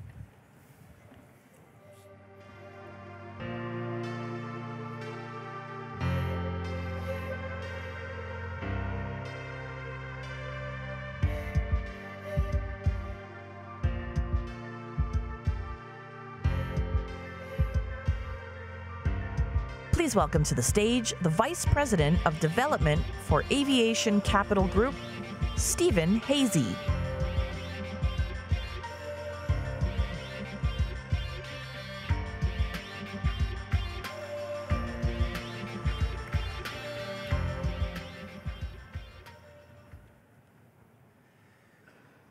Ladies and gentlemen, good evening. It's a pleasure to be with you. I'd like to take this opportunity to thank Travis, Jeff, Nikhil, and Mark, and the entire Uber team for inviting me to join you this evening and share some perspectives on the commercial aircraft leasing industry. Our firm, Aviation Capital Group, is one of the top 10 largest commercial aircraft leasing companies in the world. And we currently lease commercial jets seating from 120 to 300 seats to approximately 100 airlines in 45 different countries. The commercial aviation industry is really one full of remarkable achievements. And one of the elements of commercial aviation that I find particularly remarkable is the tremendous amount of growth that the industry has achieved really since its inception. Since 2002, the total amount of traffic worldwide has doubled in size, which is really a remarkable achievement for an industry that has dealt with the aftermath of September 11, SARS, the financial crisis, and more recently, high oil prices. And so if we take that remarkable achievement of growth in commercial aviation and look specifically at the commercial aviation leasing industry, currently approximately 40% of all of the global passenger jets are leased. And this is a number that has significantly grown over time. So if you look at the inception of when leasing was very much in its early stage in the 1980s, about 3% of the global fleet was leased. If we jump to 2000, about 27% of the global fleet is leased, to now about 40%. I'd also like to draw your attention to the fact that the global fleet itself has grown significantly during that time. And so in 2000, a global fleet of approximately 13,000 airplanes, and that number has almost doubled to where it is today with about almost 24,000 airplanes. If we look specifically at the leasing ecosystem, there's really three main leasing models that leasing companies across the world adopt in their portfolio. The first one I want to address is the speculative order leasing model. And by this, what I mean is that leasing companies like us will place orders with manufacturers like Airbus, Boeing, Embraer, and others, and order new aircraft far in advance without specific airline lessees identified for those aircraft. And if you look specifically at the most successful commercial jets that have been launched in the last 10 years, the Boeing 787 Dreamliner, the 737 MAX, and the Airbus A320 new engine option family, all of these products have had significant contributions and orders from the leasing community in helping to shape those programs. The next element of leasing that I'd like to address is the sale and leaseback model, which is a system whereby an airline will order an airplane directly with the manufacturer, and then either at the time of delivery or sometime during the airplane's life, a leasing company will buy that airplane from the airline and lease it back to that airline. And so it's a way for the airlines to secure financing for aircraft. The third business model is the midlife and end of life, which is where leasing companies focus on airplanes in the middle of their life cycle or at the end of their life cycle. If we look at the top leasing companies in the world by portfolio size, most of those companies, including our company, focus on the first, which is the speculative order model. And to some degree, either a combination of speculative orders and sale leasebacks, or maybe a split of the two. Next, I'd like to share with you what are some basics of aircraft operating leases and some common elements that define an aircraft lease transaction. The first of which is that under a typical airline operating lease, the airline itself will assume all the operational costs of an aircraft. That includes insurance, fuel, pilots, and maintenance, as well as other operating costs. Another very common feature of our business in a typical lease is that the aircraft will be returned to the lessor by the airline in a condition whereby it can then be readily operated by another airline. So the aircraft is returned in a maintenance condition that makes it very easy to operate by another airline. And another element that's quite common in our business is that an airline, that one particular aircraft will oftentimes be leased by multiple airlines over the course of its economic life. So you might ask the question, well, why is aircraft leasing growing so significantly, and why is it an attractive source of financing to airlines? And specifically, what are the advantages that the aircraft lessors bring to the table in the commercial aircraft ecosystem? The first of which I would argue is the ability of aircraft lessors to secure competitive financing. By way of example, our company recently closed earlier this year $1 billion in financing. And since 2010, we've successfully secured over $11 billion in financing. And so leasing companies like us have been able to successfully tap into the capital markets and other sources of financing to provide very competitive source of aircraft financing to our airline customers. The next one is that amid a backdrop of tremendous volatility in commercial airline industry, leasing companies have been consistently profitable. And that is tied with the first point I raised about the ability to secure competitive financing, that leasing companies are generally profitable with very strong balance sheets. Another advantage that we bring to the table is an extensive product and market knowledge. We deal with hundreds of airlines all over the globe. We deal with dozens of different aircraft types. And so we have a broad knowledge of the airline industry, which can be a resource to our airline customers. The last point I wanted to mention is that leasing companies throughout our history have been a successful partner with the manufacturers like Boeing, Airbus, Embraer, and others in bringing additional airline customers into the aircraft families that they produce.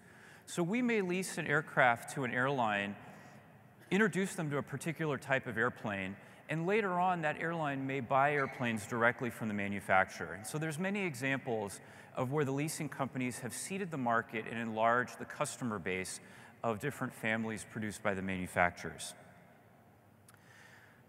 The next point I'd like to raise is, what is the advantage of operating leasing to an airline?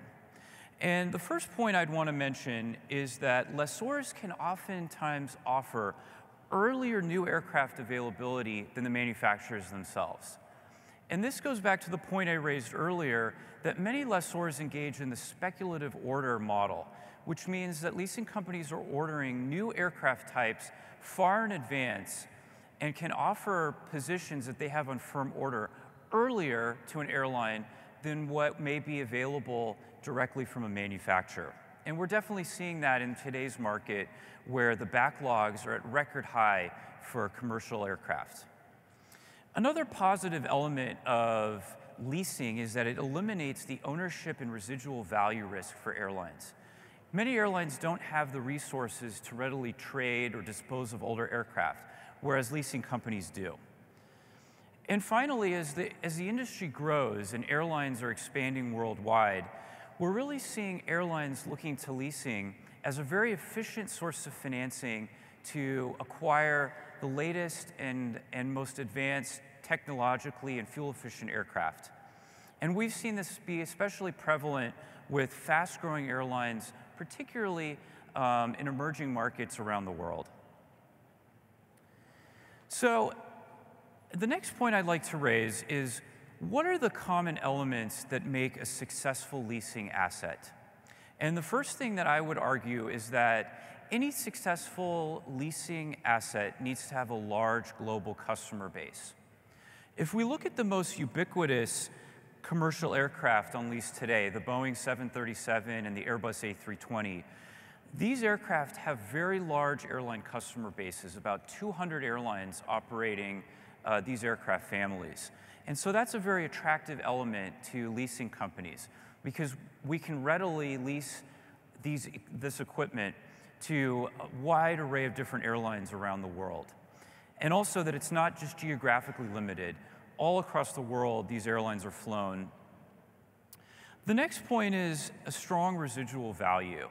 As an owner of the asset, we want to make sure that throughout the aircraft's economic life, there's a strong residual value for the asset, that we will continue to own a high-demand piece of equipment that is readily tradable, sellable in our business. And that relates to the next point, which is tradability is a very important part of our business. Leasing companies often trade aircraft amongst themselves, we sell and buy airplanes to and from other investors. And so the tradability of an asset, its appeal to a much broader much broader investor base is extremely important in our decision of what type of asset to buy. And lastly, what's important to us is the long-term market demand for that particular airplane really needs to correlate highly with our assumption of what the airplane's economic life. So if we assume, for example, that an airplane's economic life is 25 years, we need to be sure as an investor of that airplane that the market demand for that airplane will be equivalent to or exceed what our economic life assumption is. And so really, in conclusion, I'd like to share 2 takeaways about commercial aviation leasing. And the first of which is that operating leasing has really become an increasingly popular form of aircraft financing for the reasons I highlighted earlier. And the final takeaway is that lessors are also a really important partner for the success of any new aircraft product. And if you look at the most successful aircraft launches over the last 10 to 15 years, all of those have had significant participation from the leasing companies like us. So that's all I have prepared. Thank you for your time. Appreciate the opportunity to share some perspectives with you, and I hope you enjoy the rest of the conference.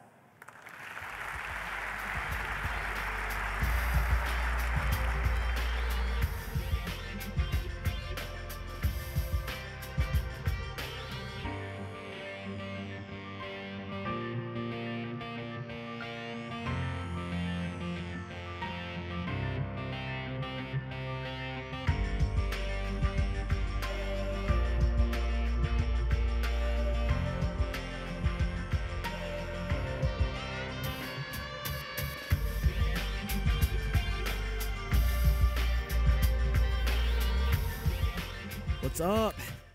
So we have truly saved the best for last. This panel is called Investor Outlook. It is the last session of the day before we do closing remarks with Akshay BD, our head of policy. So this session in particular, well, until by now, I hope all of you have figured out and come to the realization that this technology is real and it's coming sooner than we think. But what you may not know is that the money's also coming sooner than you think. And there are investors out there, many of whom are joining us today, who are ready to invest in this space and deploy real capital, not just in vehicles, but in all of the technologies that are going into this space, everything that's required to break the barriers that we spoke about. So it's my pleasure to introduce, before I do, Slido is still a thing in this presentation. So we'll be doing audience Q&As, slido.com/Elevate Grand Hall.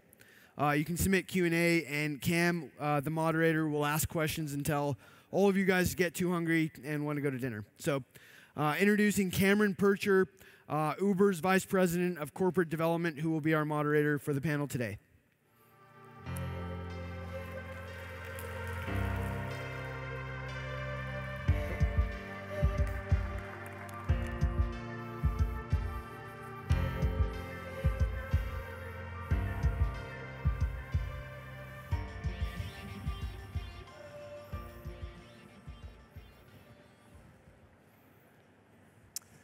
Good evening.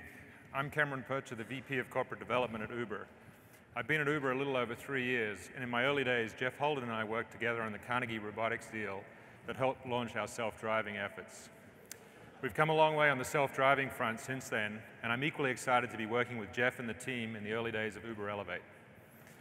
It's incredible how many amazing folks and organizations we have in the room today, which is testament in part to the very thoughtful white paper that Jeff and the team put together a few months ago, as well as the amazing ecosystem we've begun to develop since then. Any ecosystem needs fuel to sustain and accelerate it, and in the case of Uber Elevate, a very important source of fuel will be venture capital. Today on our panel, we're fortunate to have a who's who of thought and investment leaders in the space, and it's my pleasure to introduce the panel. Francois Chopard is the founder and CEO of Starburst Venture.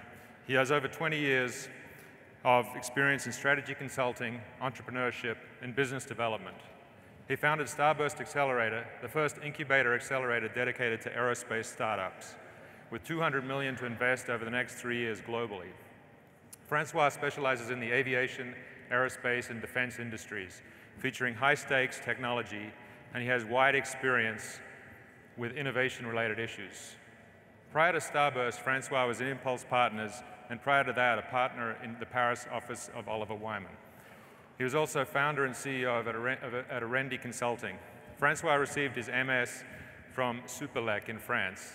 He started his career as an Airbus engineer and spent 2 years in a US Air Force research lab.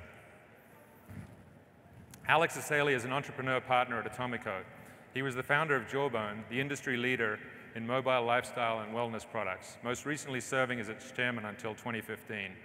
He's also the founder of Elvi, a women's wellness product company, and State, a social network for opinions. He invests and collaborates closely with a wide variety of companies in Europe and the US, including Lilium, Improbable, Instabeat, Truecaller, Azimo, and others.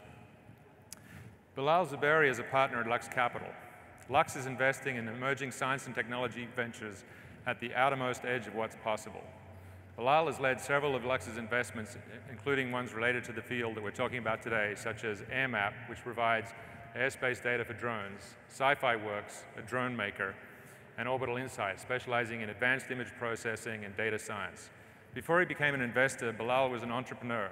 He co-founded Geo2 Technologies, an advanced materials company that also spun out Bio2 Technologies, a company that makes bone graft materials, among other things. Earlier in his career, Bilal was a strategy consultant with the Boston Consulting Group, and prior to that, he was with P&L DOE Labs. Michael Lintz is the founder and managing director of Lintz Capital. Lintz Capital invests in late-stage technology companies in the transportation space. Prior to founding Lintz Capital, Michael was a partner at Kleiner Perkins for 7 years, where he invested in sustainable growth businesses like ChargePoint, Proterra, UShip, Telogis, Inrix, and Redaptive. Before joining Kleiner, Michael worked at Goldman Sachs for over 10 years, most recently as the managing director in charge of alternative energy investing based in London as part of the European Special Situations Group. Michael joined Goldman in 1997 and has worked in both the Frankfurt and Hong Kong offices. Before that, he had an MBA from Harvard Business School. And then finally, Udvar-Hazy, who you just heard from prior to this panel, will be rejoining us for the Q&A portion of this. At this time, I'm going to ask each of our guests to give a brief introduction to their firm, talk a little bit about their portfolios, how they think about this field in particular, and some of the challenges that we face, what will be the key bottlenecks, and so on. So with that, I'll turn it over to Francois.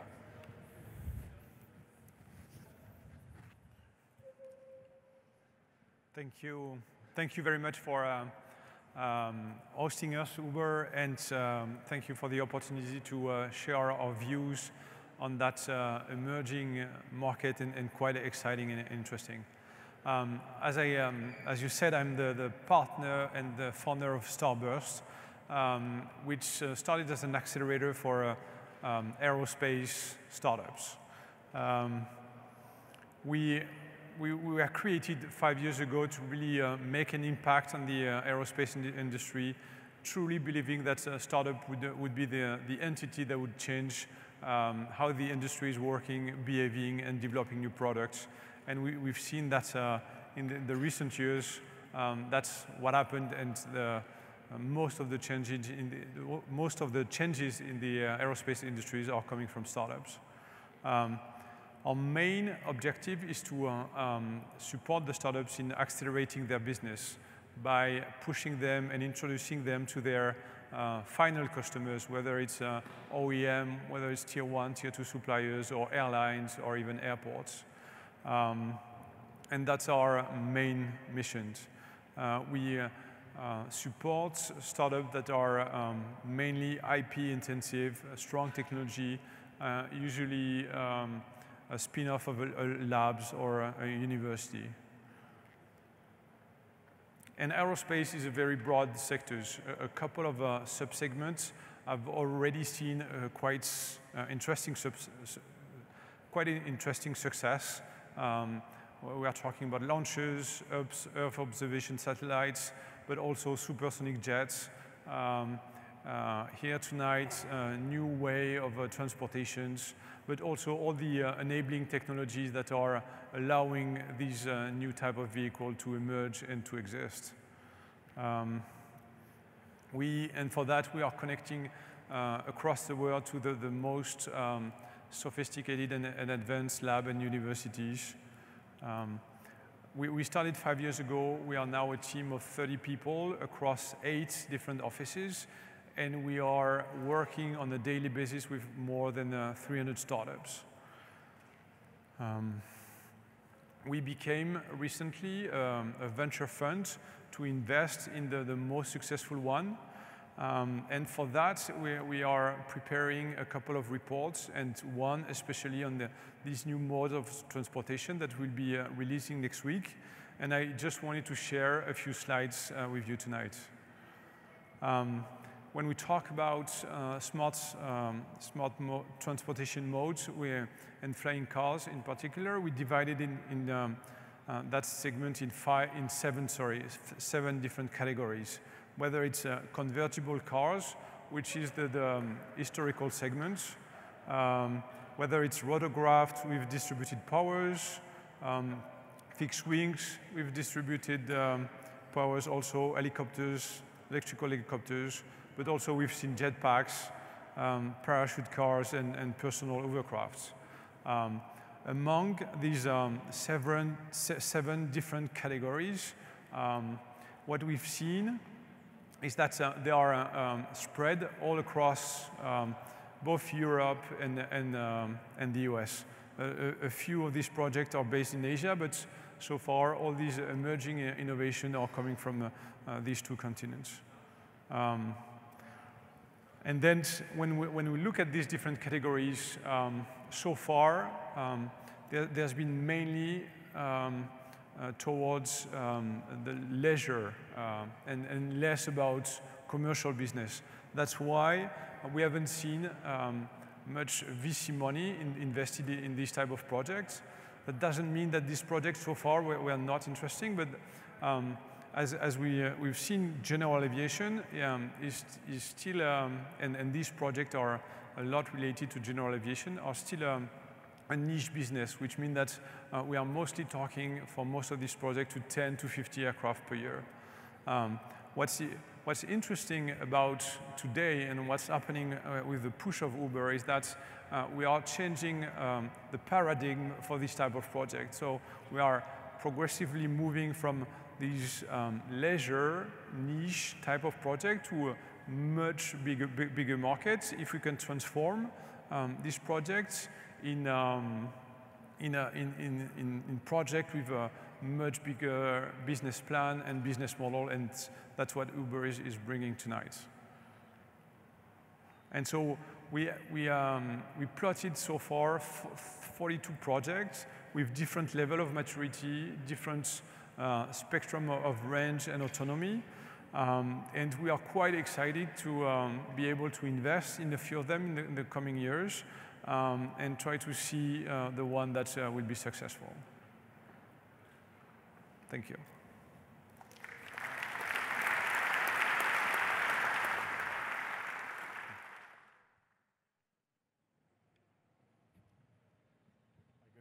Good evening. I'll be brief.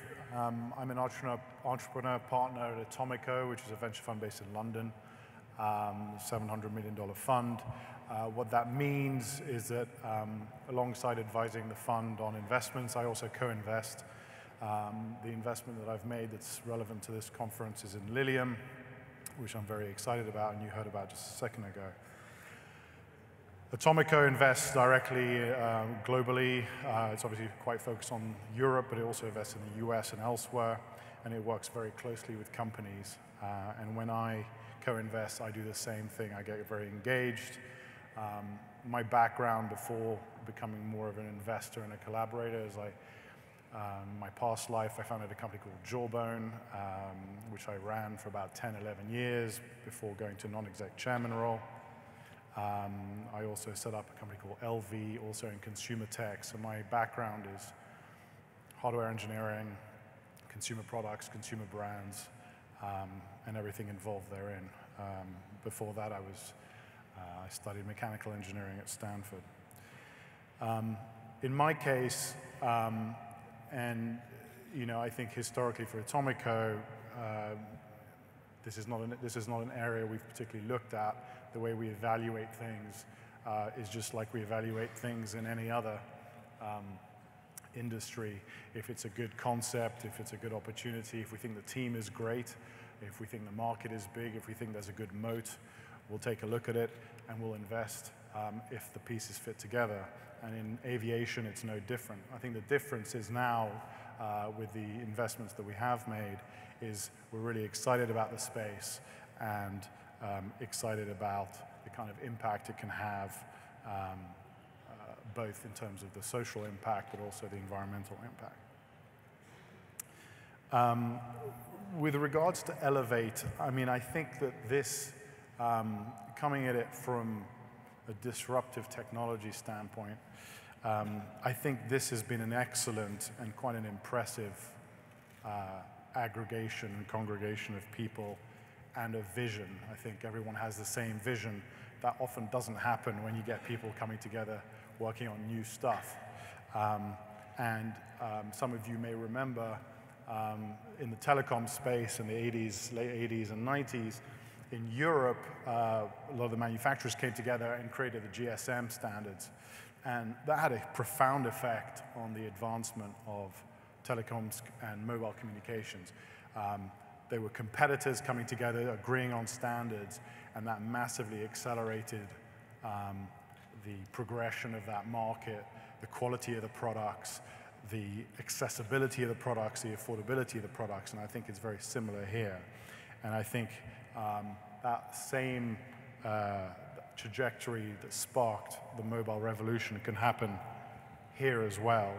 And I think with this common vision, we're going to see the same things happening with safety, with performance, with standards for charging and all the rest of it that we saw earlier.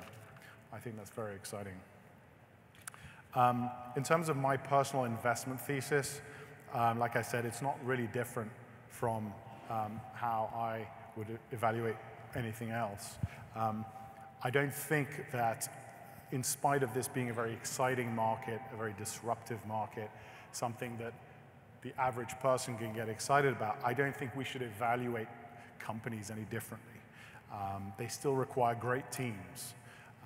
Entrepreneurship is a tricky, chaotic, and challenging endeavor. In aviation, it's no different. You just have a different set of requirements, and those requirements are maybe shifted slightly more towards safety or reliability or certification, but they're still requirements. You still need a convincing product approach. It's not good enough to just say, well, I'm working with great engineers. You need to actually be working on something interesting. The market obviously is big, we know that, and the products need to be defensible.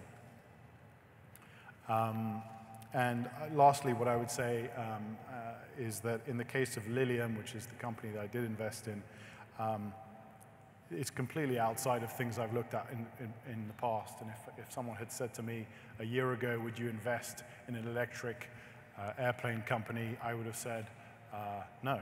I think it's a testament to Lilium's vision and the actual concept they've come up with, that it caught my attention and the attention of the other Atomico partners and met our criteria.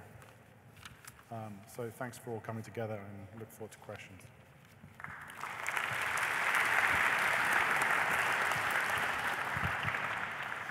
Thank you all for coming here. Thank you to the Uber team for inviting me. So my name is Bilal Zuberi. I'm a partner at a firm called Lux Capital, based in Menlo Park, with offices in New York City as well. We manage a little over $1 billion, investing in early-stage deep technology companies. With deep technology, some people in Silicon Valley now call it frontier tech. The way I describe it as, think not Snapchat, Instagram, think more SpaceX, Tesla, Nest, DJI, those types of companies. We have about 90 or so companies in our portfolio. Giving you a little bit of sort of a very high-level overview of the kind of companies we would invest in. We have satellite companies in our portfolio, drone companies, multiples of them, autonomous car companies. We have connected devices, virtual reality, home-connected environments. We have wearables. We have medical device companies. So by and large, I guess what I'm trying to say is that we're among the few funds that invest in hard tech. Fortunately for us, over the last 5 years or so, we've been doing this for 15 years now. For the last 5 years or so, this industry has suddenly become exciting. It is sexy now. It is interesting to invest in this. I'm not sure if it's because it's harder to build consumer or enterprise businesses, or it's because people have realized that we do need man to fly, and we do need new worlds created. But certainly there's been an increase in activity. There's been an increase in activity certainly among the entrepreneurs, and there's no shame in saying there's people who made maybe hundreds of millions of dollars building their last companies who are now thinking, wait, I want to do something better in life. I want to do something bigger. I want to change humanity. I want to create a new dream. So these are guys who are starting companies that are more, I would say, they're optimistic about the future more than the average entrepreneur might be. They're more passionate, they're more driven, but they're also more courageous. But also there's been an interest, remarkable growth of interest from the investor side. Right? It's entrepreneurship needs this fuel of capital to keep going. In fact, I encourage you to think about these success stories that we talk about, right? In sectors like mine, where we're like, oh, how amazing, Elon Musk built this company, and then this another company, and then maybe this another company. And then we have Nest, and then we have all these companies that were worth billions of dollars, Oculus and DJI. In most of these cases, if you think about it, these companies required hundreds of millions of dollars before they got a single real dollar of revenue. So we're not talking about government grants, we're not talking about DARPA awards, we're not talking about SBIR, we're talking about real product revenue. It takes a lot of money. And hence that ecosystem of investors is really important. Not here to say, wow, Lux Capital, go, we do it. Yes, we do it, but we need other partners around us, because there's no way Lux Capital could provide you with the $250 million you would need to bring this product to market. Even if it was less than $100 million, it's quite a bit of capital. Talk a little bit about the kind of entrepreneurs that we see in this sector, which is sort of important to understand. What we see regularly, and what I think is really beautiful about the industries we invest in, and this industry that we're talking about today included, is that the people are mission-driven. You will not often see people here who are serial entrepreneurs, meaning every 3-4 years they see a new trend and they start a new company. They did security, and then they did storage, and then they do SaaS, and then CRM, and e-commerce. That's not who they are. This is their life's goal, to make this dream come true. They sometimes toil away for 10, 15, 20 years before it becomes real. Sometimes they get lucky and it happens faster. But most importantly, they tend to be very mission-driven. They tend to be more technical than an average entrepreneur. But here's the thing that they're often missing. Now, I'm not trying to paint a broad brush, but it is very important to be a very good storyteller. Look at those entrepreneurs that have made it in crazy big areas. Whether they're connecting brains to computers or they're making humans fly, these are all people who are great storytellers. You need a great storyteller to convince people like me and others on the stage to give you money. But you also need to be a great storyteller to convince people to join your company early on, the kind of people who are right now working at Uber. You need to be a good storyteller to attract the attention of the general population to believe in your dream, that this is real and this is not some harebrained idea. And you need to be a great storyteller to convince the regulators and the government where it may be needed. So I think the team that you put together for these kind of endeavors is a unique blend of deep technology insights as well as storytelling and commercial rigor. The next thing I'd say is, talking a little bit about the investors in this ecosystem. The investors in this ecosystem need to have, in my opinion, two things. You don't need to be a technology expert. I did a PhD in physical chemistry. I highly doubt anybody here cares about my physical chemistry degree. You need to have a genuine curiosity for the unknown and a genuine understanding and ability to stomach the risk that comes with these ventures. If you flip out when a product manager or a CEO comes to you and tells you that because of this particular problem in the engine design or the battery problem, shipment is shipped out 12 months, this is not an industry for you. It happens regularly, it happens often, so you just gotta live with that, understand that, and figure out how to deal with that. The second thing that the investors need to have is the ability to cultivate other investors, right? So fundraising is a very important thing, especially early on in the life of the company for the first year or two. Investors in these deep tech, hard tech, space, frontier tech technologies actually play a very important role in reducing your cost of capital and making it easy for you to accelerate your business. The last thing I would say, and of course there's tons of things we could discuss, is, I'm often asked, as an investor in this frontier tech, I'm often asked, how do you know what's next? Like, how do we know what's the next thing? Even in our industry that we're talking about today, how do you know it's not going to be a helicopter with an autopilot on? How do you know it's going to be like a drone with just a seat built on top of it versus some completely new design? And my answer to them, having invested now, we have invested in over 100 companies in these spaces, is that I have 0% knowledge of where the next industry that I'm investing in is going to come from or the next technology is going to come from. I really do not know. But I have 100% surety that it's probably going to be at the cutting edge of what we have already invested in. We, meaning the broader VC community that invests in these things.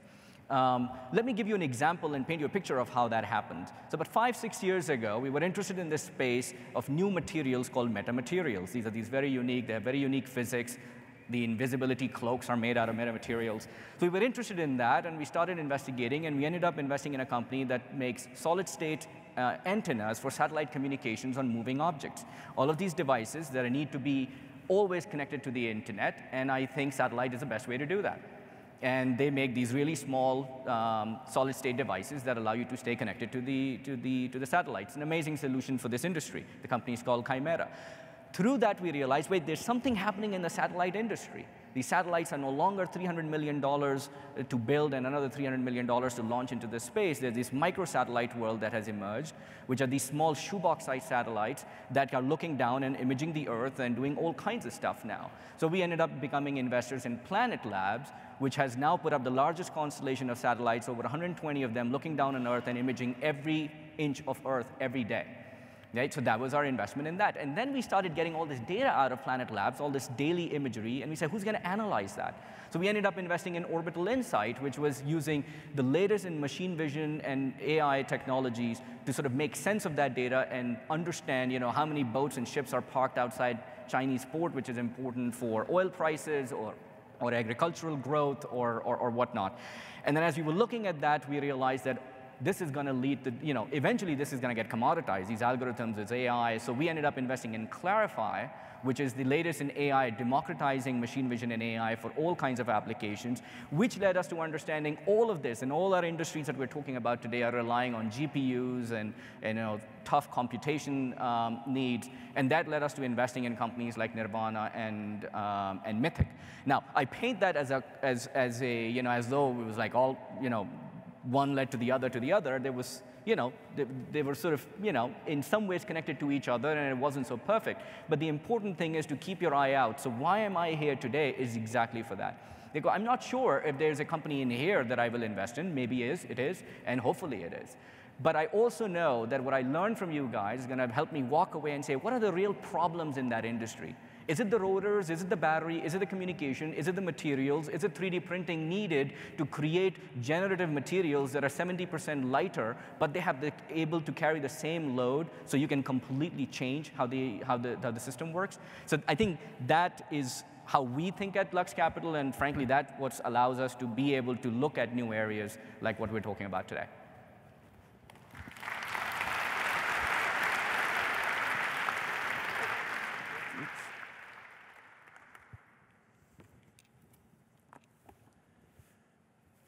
So Stephen's already talked, so I think I'm the last person between you guys and dinner. It's a really enviable position to have. I'm Michael Lentz. First of all, thank you to Uber for hosting this event. This is seriously impressive. It's pretty obvious that there's going to be a lot more activity and investment in this space. So thank you for organizing this. I want to make an announcement today that will hopefully contribute more capital to the space as well, but wanted to give some background on myself first. So I've been investing around the broader transportation and logistics industry for a little over 15 years. I spent a decade with Goldman Sachs, then 7 years with Kleiner Perkins, and the last 2 with Lens Capital. I got involved in the eVTOL space through a portfolio company of mine, ChargePoint. You heard Pat talk a little earlier today, and you'll hear our VP of Engineering, Dave Baxter, talk in a little bit more detail tomorrow morning about the charging solutions that ChargePoint is working on for the eVTOL space. And so, I got excited about the space talking to Nikhil and talking to Mark through ChargePoint. So a couple observations on the space. The first I would say is, and probably the thing that surprised me the most, is that the thing that naturally I was going to be most worried about were the technical challenges. And I actually found those largely to be solvable. So if you think about things like battery cost, battery energy density, charge time, autonomous flight, I looked at those things, and my conclusion is those seem to be addressable, at least a lot more addressable than I would have thought, not having learned about the space. And so the 2 biggest concerns I came away with as an investor are really the market risk of this industry and the regulatory risk. And conveniently, I think the presence of Uber and Uber's commitment to the industry help at least mitigate those risks quite a bit. So you heard Uber's commitment to when they think this market is going to develop and the resources that the company is deploying, and that certainly, in my view, reduces a lot of the market risk. If you have a sense for when the industry is going to develop and it develops 10 years later, there's just not a lot you can do about it. So I think what Uber is doing for this space is very important for the ecosystem players, but I think also the investors in the space. Regulatory risk is really, I would say, the thing that I'm probably at this stage most concerned about. How will these vehicles get certified? How will vehicle flight control, et cetera, work? Again, knowing that Uber's policy team is focused on this is very helpful. The other thing, and this may at least partially be wishful thinking, the other thing that seems clear to me is if the technological problems can be solved and you have a viable product, given how exciting the product is, it seems that there will be a huge amount of pressure on the regulatory bodies to develop a framework in which those viable vehicles can be commercially operational. So with that as background, I would like to announce the founding of Levitate Capital. So Levitate Capital will be the first investment firm focused exclusively on investing in the eVTOL ecosystem. The firm is founded by my partner, Simon Morsch, and I. Simon, if you'd like to raise your hand. So we are initially going to start focusing on early stage companies in the space, so check sizes of $500,000 to $5 million. And we're looking at the entire ecosystem, so we're not just focused on the vehicle manufacturers. And then as the industry matures, we're going to be looking to deploy larger checks into the companies that we think are going to be the winners in the industry. So as an example, in ChargePoint, we wrote a $150 million check, and so we're very much looking to identify the companies that we think over the next 10 years are going to be the winners in the space, and then deploy much larger check sizes behind that. So if anybody in this room is looking to raise capital, please find either Simon or myself. We'd love to have a conversation. Thank you.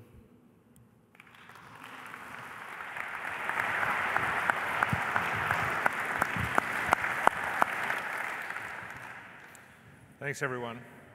Stephen, I'm going to address the first question to you. You and I were talking in the green room a little bit about some of the similarities and differences between the traditional aircraft leasing space and the Uber Elevate field. It would be helpful if you would elaborate for the audience on your view on that and how the leasing industry might evolve in the Elevate field. Yeah, Cameron, I think that's a great question, and certainly at this stage, you know, this is pioneering new technology and really a great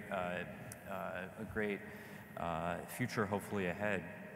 If we look historically at how leasing is structured today, generally the airplanes are put on an aircraft lessor's balance sheet and they're leased to operators directly.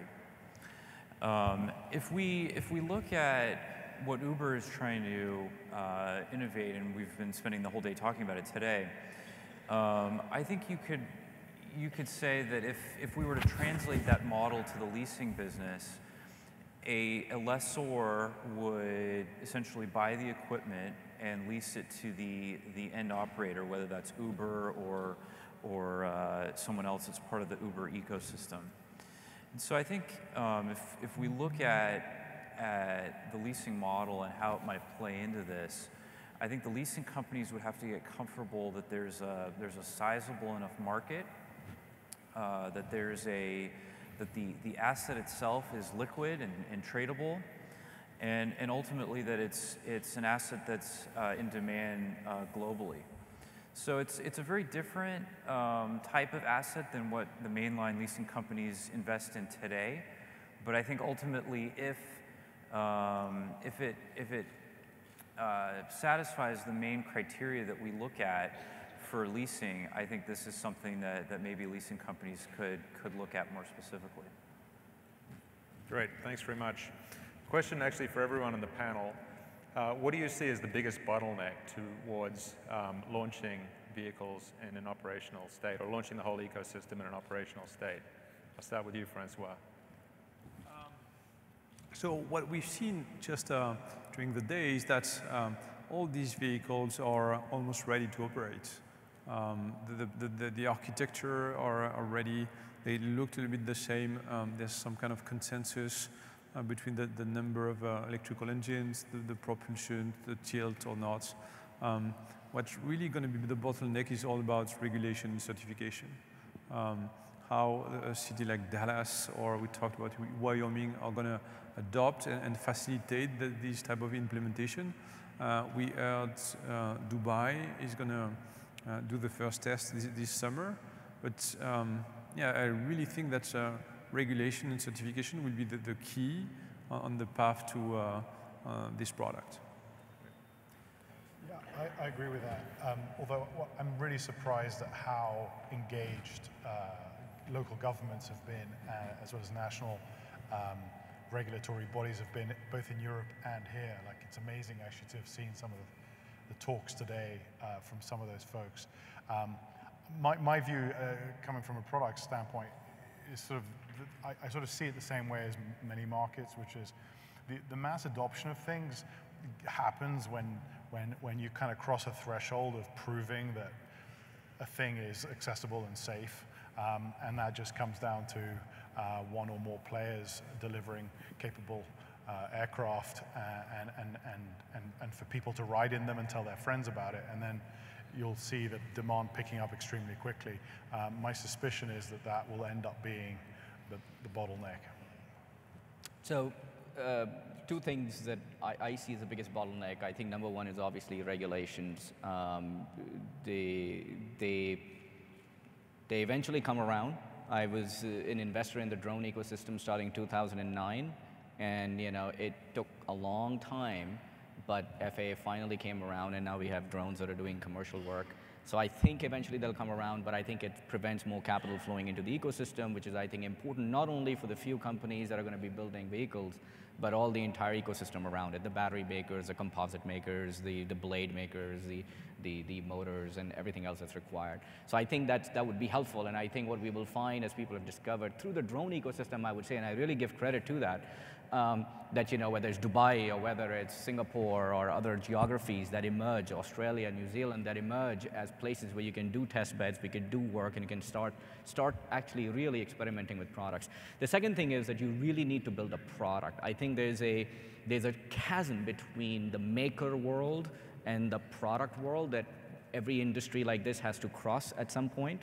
And when you're doing hardware, hardware is hard, hardware is expensive, which means that, you know, you have to find ways to iterate, but at the product level. So you can actually test what do people like. You know, the Kitty Hawk experiment, there's a reason for them to go out and they need to see what people think about this. I mean, it's really cool, gee whiz, on Wired magazine and everything, but does everybody else care about this? Or, right? And I think that iteration cycle is very important, and we need the industry to quickly get into that mode. Again, we've been now seeing that, you know, we've seen that in the drones, we're starting to see that in the autonomous car business, where, you know, you guys are in the leadership in that as well, where, you know, you're seeing as you put it out into the into the world, you learn a lot about people's behaviors and what they want and what they don't want, and I think it feeds into the ecosystem broadly.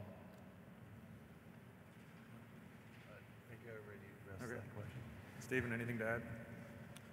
No, I think the only other thing I'd add is kind of on the regulation side. In the leasing model, it's particularly important that if an airplane is certified, that it's an aircraft type that can be readily certified in other jurisdictions around the world. And so that's certainly something that we would look for Uber and the other companies that are involved in this ecosystem to really make sure that this type of asset is something that can be universally adopted and isn't just specific to one regulatory agency or one particular jurisdiction. Great. Francois, you've had extensive experience both in the US and overseas, and one of your anchor investors is Airline Capital in Singapore. What, if anything, do you think are the differences in how the US market will evolve versus some of the international markets? It's a good point. So the interesting thing about Singapore is it's already a very efficient city. You can say on one side they're very much at the top of the innovations, and you could see Singapore as one of the leading cities into adopting this type of product. But on the other side, when you land in Singapore, from the gates to the taxi, it's only taking you 15 minutes. So they've already optimized a lot of things in that city, which might not push them to implement faster than others this type of transportation mode. On the other side, you see that a city like Hong Kong, Shanghai, Beijing, and other, or even Jakarta, a very crowded city with much more need for this type of product. So I think it's going to be a mix. I don't see Europe being very innovative about these concepts. The cities are too old and very much risk averse. But so for me, it's going to be a mix with these emerging, very crowded cities with poor infrastructure that should adopt these type of technology more quickly than others. Great. So the return on investments, actually the time that you're going to save by using this type of vehicle will be a key factor. Great. Michael, what are you and Simon most excited about investing in? Which sort of part of the ecosystem with your new fund? So I don't think it's fair for us to say this. We're looking at the entire ecosystem, but we're willing to invest in areas like the infrastructure itself that you probably wouldn't see Lux invest in. So we're interested in the entire ecosystem at this point, and I think we're trying to see what's out there, and we'll develop a solid thesis around who the winners in these various segments are, but we're looking at the entire space. Great. I have another question for the panel as a whole. How has the presence of Uber, with our prior experience in building an ecosystem in the traditional ride-sharing space on the ground, How has that changed your sort of approach and mindset towards investing in this space? I'll start with you, Alex.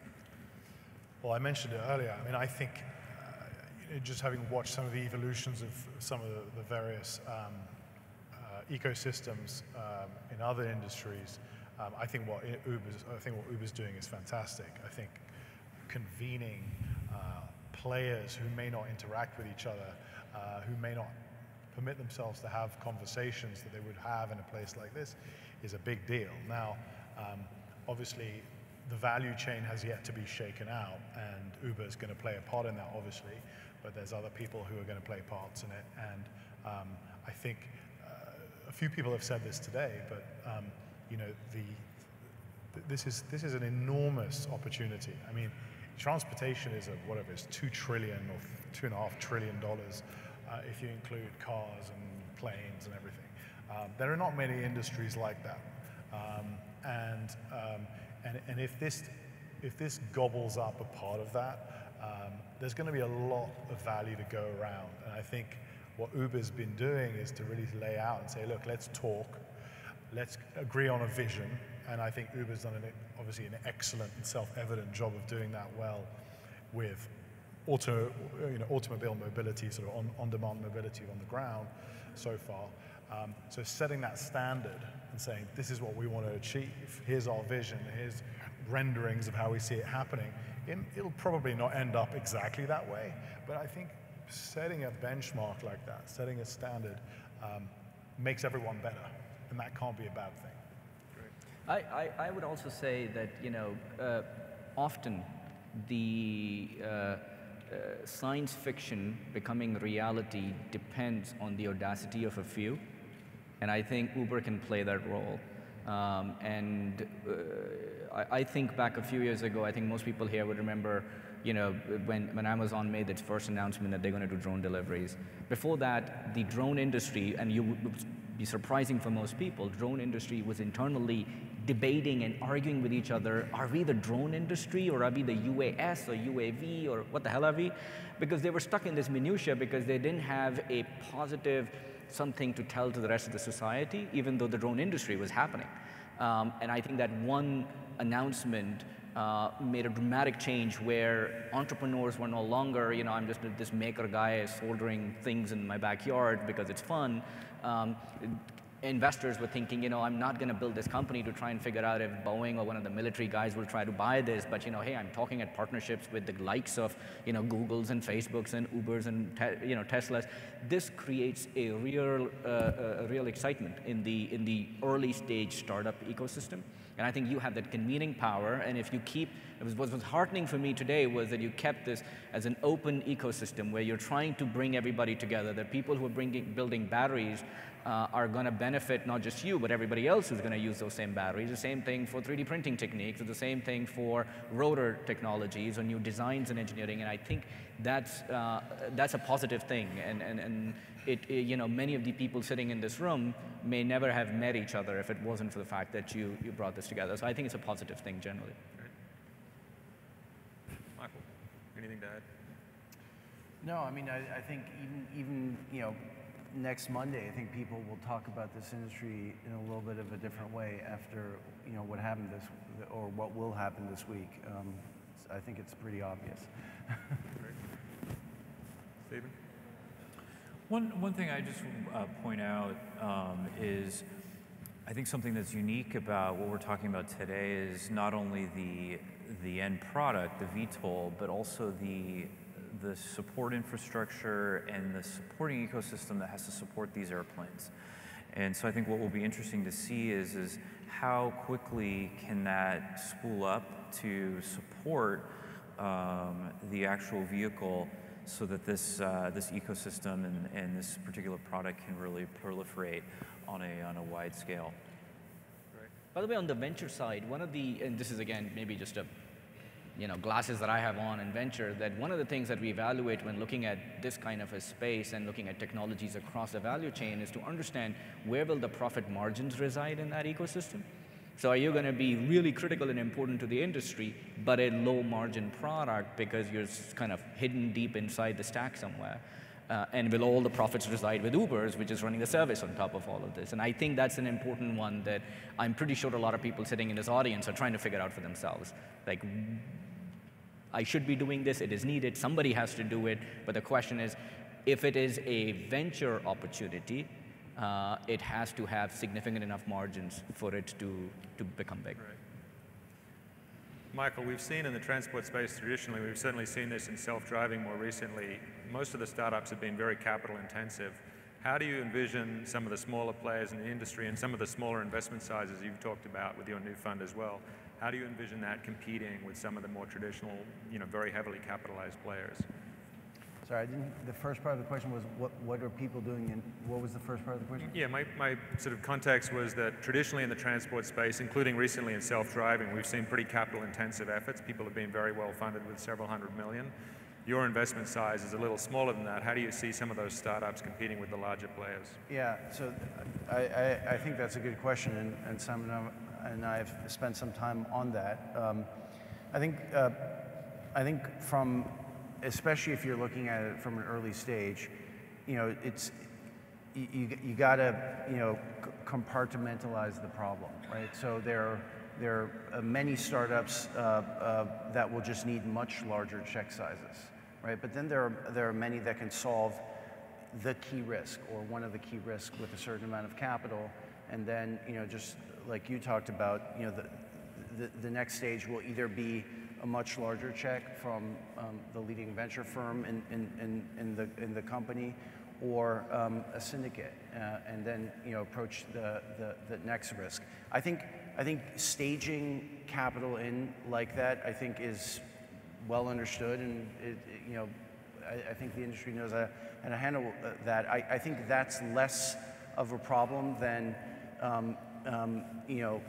is there actually going to be a market in a conceivable period of time, and that's why I made the point. I think your entry into the space is very, very important, because a venture firm can bridge to solving a certain problem and then assume that more capital will get raised if it's pretty clear that a market will develop within a certain time horizon. There are three things that lead to sort of when you, in an industry where you're going to take 5 to 7 years to bring the product to market, there's three things that I believe can lead to making capital available. Number one is the sense of creating momentum inside the company. So showing that there's a lot happening and there's a lot of interim milestones that are being met. The second is storytelling, right? That this is, take me along with you. I mean, this is what Elon Musk does, right? I mean, he tells a brilliant story. And he can start at the next company and raise $100 million the next day because it's a brilliant story. But the third thing is the fear of missing out. And that is where you will find all of us kind of, that's how we work. Where like, if he's investing and he's investing, I look at myself, why am I not doing this? So I think small amounts that people start investing starts to have a bigger effect. Great. Alex, to give people a sort of flavor of your investment philosophy, can you talk a little bit about some of the things that have excited you in your earlier portfolio companies? So I have to concede something, even though I'm on this panel. I don't really think of myself as a venture capital investor. I see myself primarily as an entrepreneur. So I tend to just when I meet with an entrepreneur and it tends to all be inbound because I don't make it like a regular thing. I just look for the passion. I've been in that seat a couple of times, and so I look for this guy's going to break down walls or this girl's going to break down walls. I've actually invested in an equal amount of men and women-led companies, and not just to create balance, to be clear, because they were all qualified. And I think, look, anyone who's invested knows this, right? You get a sense of you're trying to triangulate on a picture, and the picture, it depends on the industry, but it comes down to, do I believe this founder or this group of founders is going to break down walls? Do I believe the way in which they're presenting their concept or their approach is exciting and differentiated? Is it refreshing?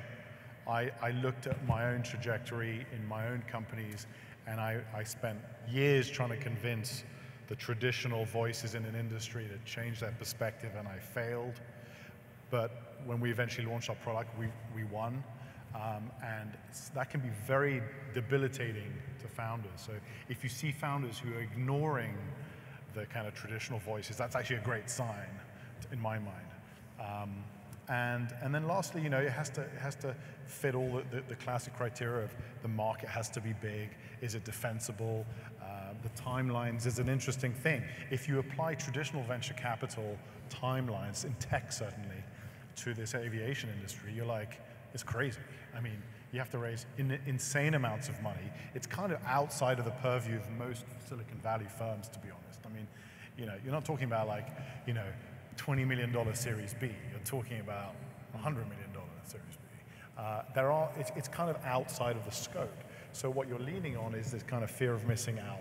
But what you're also really saying is, do you want to be on the cutting edge of a cutting edge industry? And at the end of the day, you end up saying, well, I'm going to bet on the things that I think are going to get there. But the risks are real, and so you have to trust your gut at some level. Right. My final question, sorry, Bilal, you wanted to add on to that? No, I was just going to say that one thing that just popped into my head, that something that Silicon Valley VCs provide, even if they provide small amounts of capital relative to the hundreds of millions of dollars, is a lot of validation that comes with it. And that validation in the past in some of these industries has attracted a lot of foreign capital, right? So a $10 million check from a fund that does deep diligence, has understanding of how to build a business, can attract great executives to that team, can lead to foreign capital coming in that is looking for those types of well-validated companies. And if you look at autonomous cars and others, that has happened regularly in the last 5 years for sure. Right. And again, I think on that particular subject, I think that the startups are again going to win against the large legacy corporates. That's what we've seen in the spacecraft business with SpaceX. When we started Starburst 5 years ago, SpaceX was not at that point, was not successful. And we are still doubting if startups in the aerospace industry would have value at some point. Now we see SpaceX at 12 billion, which is what is interesting is that they have still not been copied by any of the legacy aerospace players. And even today, when you talk to the Airbus guys, they still believe that SpaceX will not succeed with a profitable business model. When you look at Earth observation, again, it's a startup, Planet Lab, that is breaking the rules and setting new standards. When you look at communication through space, again, OneWeb coming as a startup. Supersonic jets, we heard Boom raising 33 million, a month ago, again a startup. So I really think that even if the large corporations have a lot of capital, it's still for them, in their eyes, very risky to invest in these new adjacent business. They are already putting a lot of money to renew their existing products. So even if we're talking about 100, 200, or 300 million to invest in one startup to be successful, I don't think in the short term the large corporation will be able to commit also that type of money. I was going to add something to that, which is, it's sort of like the world before Elon Musk was very different. And I think we owe a lot to a guy who basically didn't raise seed funding for Tesla and for SpaceX. He put his own money in because, frankly, it's kind of unfundable stuff when you could go back 10, 15 years. And I think the very natural emotional reaction of the investment community to seeing someone succeed, although people debate whether Tesla is yet a success, but it is outwardly a success as a product. It has been adopted. But for the investment community to see Tesla do what it's doing, to see SpaceX disrupting what it's doing, the way you mentioned, Francois, has awoken people and drawn a lot of capital into this space, which is fantastic for this group. So I think we're benefiting a lot from that. Great. No, exactly. One final brief question, we're out of time, but for each of the panel, Given all the technological, regulatory, and other factors that come into play, when do you think we'll see a fully operational marketplace in at least one major city where ordinary consumers are using the service? Start with you, Francois. So I think we're going to see that very soon. Again, products are almost ready. I'm sure that Lilium, based on their last month video, will have a very good product by next year. Maybe not fully industrialized, but clearly very good. And then it's going to take maybe a year or two for a city to start to implement that properly, build the right infrastructure, activate the right heliports and everything. So I think 2020 is becoming more and more realistic than it was just a year ago. I don't know. Okay. I think you'll see demos more by that 2020 timeframe, but for cities to, a single city to be operating this as a network, probably 5 to 7 years. I look at that as the time's taken for the automotive, autonomous car industry to sort of get there and figure out the solutions. Regulatory is one part of it, it's not the only part of it. It's still, let's not kid ourselves, this is tough shit. This is hard to do. This is not the same as putting 4 wings and just flying for half an hour. I mean, so I think all the engineers sitting in here know how tough it is, and it's going to take time, 5 to 7 years. I don't know, but I don't think it's going to be, I think there's going to be so much motion in this industry. I'm going to make this very long and even slow. after you get to commercial. I think scroll the audio. I think it's going to be more like the electric vehicle space, where the vehicles even 3 years ago are hardly recognizable relative to what you're bringing out today.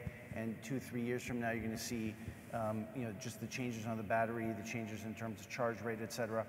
And you have more dimensions like that on these vehicles. I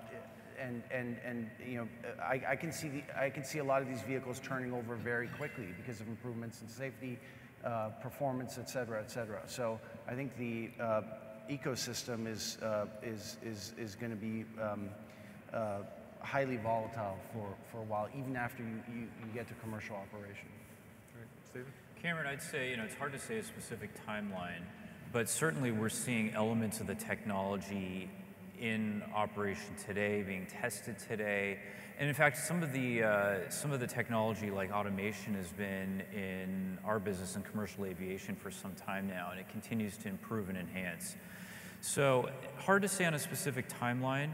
I would say the infrastructure development will certainly be a pacing item, and seeing how quickly cities adopt and cooperate with the infrastructure needed to support this type of a business model.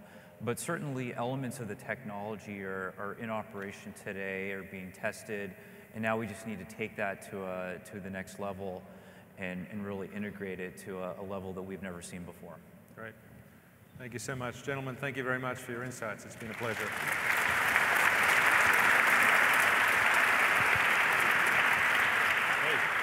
Thanks, man. Pleasure.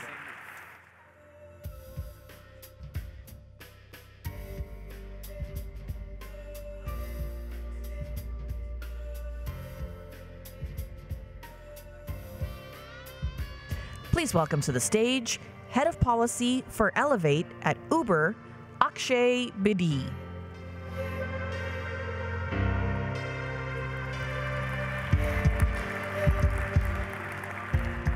All right, ladies and gentlemen, thank you so much for being here. We're at the end of what has been a really productive and a fun day.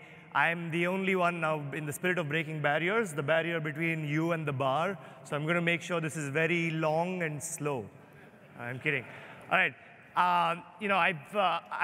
My job on the policy team is to work with governments and regulators around the world to deploy this technology when it's ready. And if anything, I have come away with the confidence, as has the rest of our team here, that some of the technology being built in this room is, in fact, will be ready for deployment in the coming months. And if anything, we have to start sprinting in those conversations with the government. So I've come away with the optimism and confidence that we're on to something, and I hope you have as well, and this has been useful.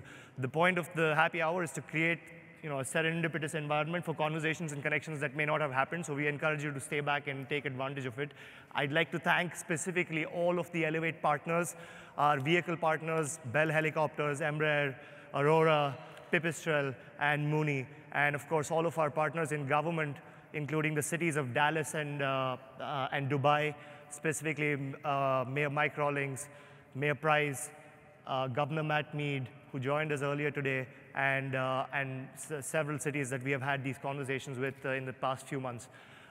We have an action-packed day too. A lot of the themes that were addressed in the Breaking the Barriers session earlier today will be addressed in a lot more detail tomorrow, so I hope you take advantage of those sessions. There are sessions specifically on, and it should be listed in your agenda, but specifically on advanced rapid chargers and battery technology, sessions on skyport development and the infrastructure required to deploy these vehicles for commercial operations, session on network optimization and demand modeling, which will be run by an Uber team that has worked on this for the past few months. And of course, we will hear from the FAA and the academia about what they believe is the route or the regulatory path to the deployment of these vehicles. So I'm very excited to be here, and I want to thank you and sincerely express our heartfelt gratitude to everybody who was able to make it out to Dallas and contribute to what has been an admittedly successful day one. And if you look at the press, it goes well. This event has led to the press narrative and the overall story on VTOL aircrafts going far beyond the rhetoric of flying cars and the Jetsons. So that's some promise. And the bar will open shortly. I would like to thank our happy hour partner for this, without whom this happy hour wouldn't have been possible. Thank you so much, Michael Linz and Simon Morris, who have also started a new fund, and I thought there should have been more excitement about that. So can we give them a huge round of applause for Levitate Capital?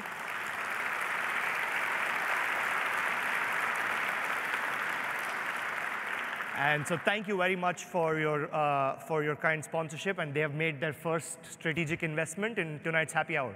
So the bar is now open. Thank you very much, ladies and gentlemen.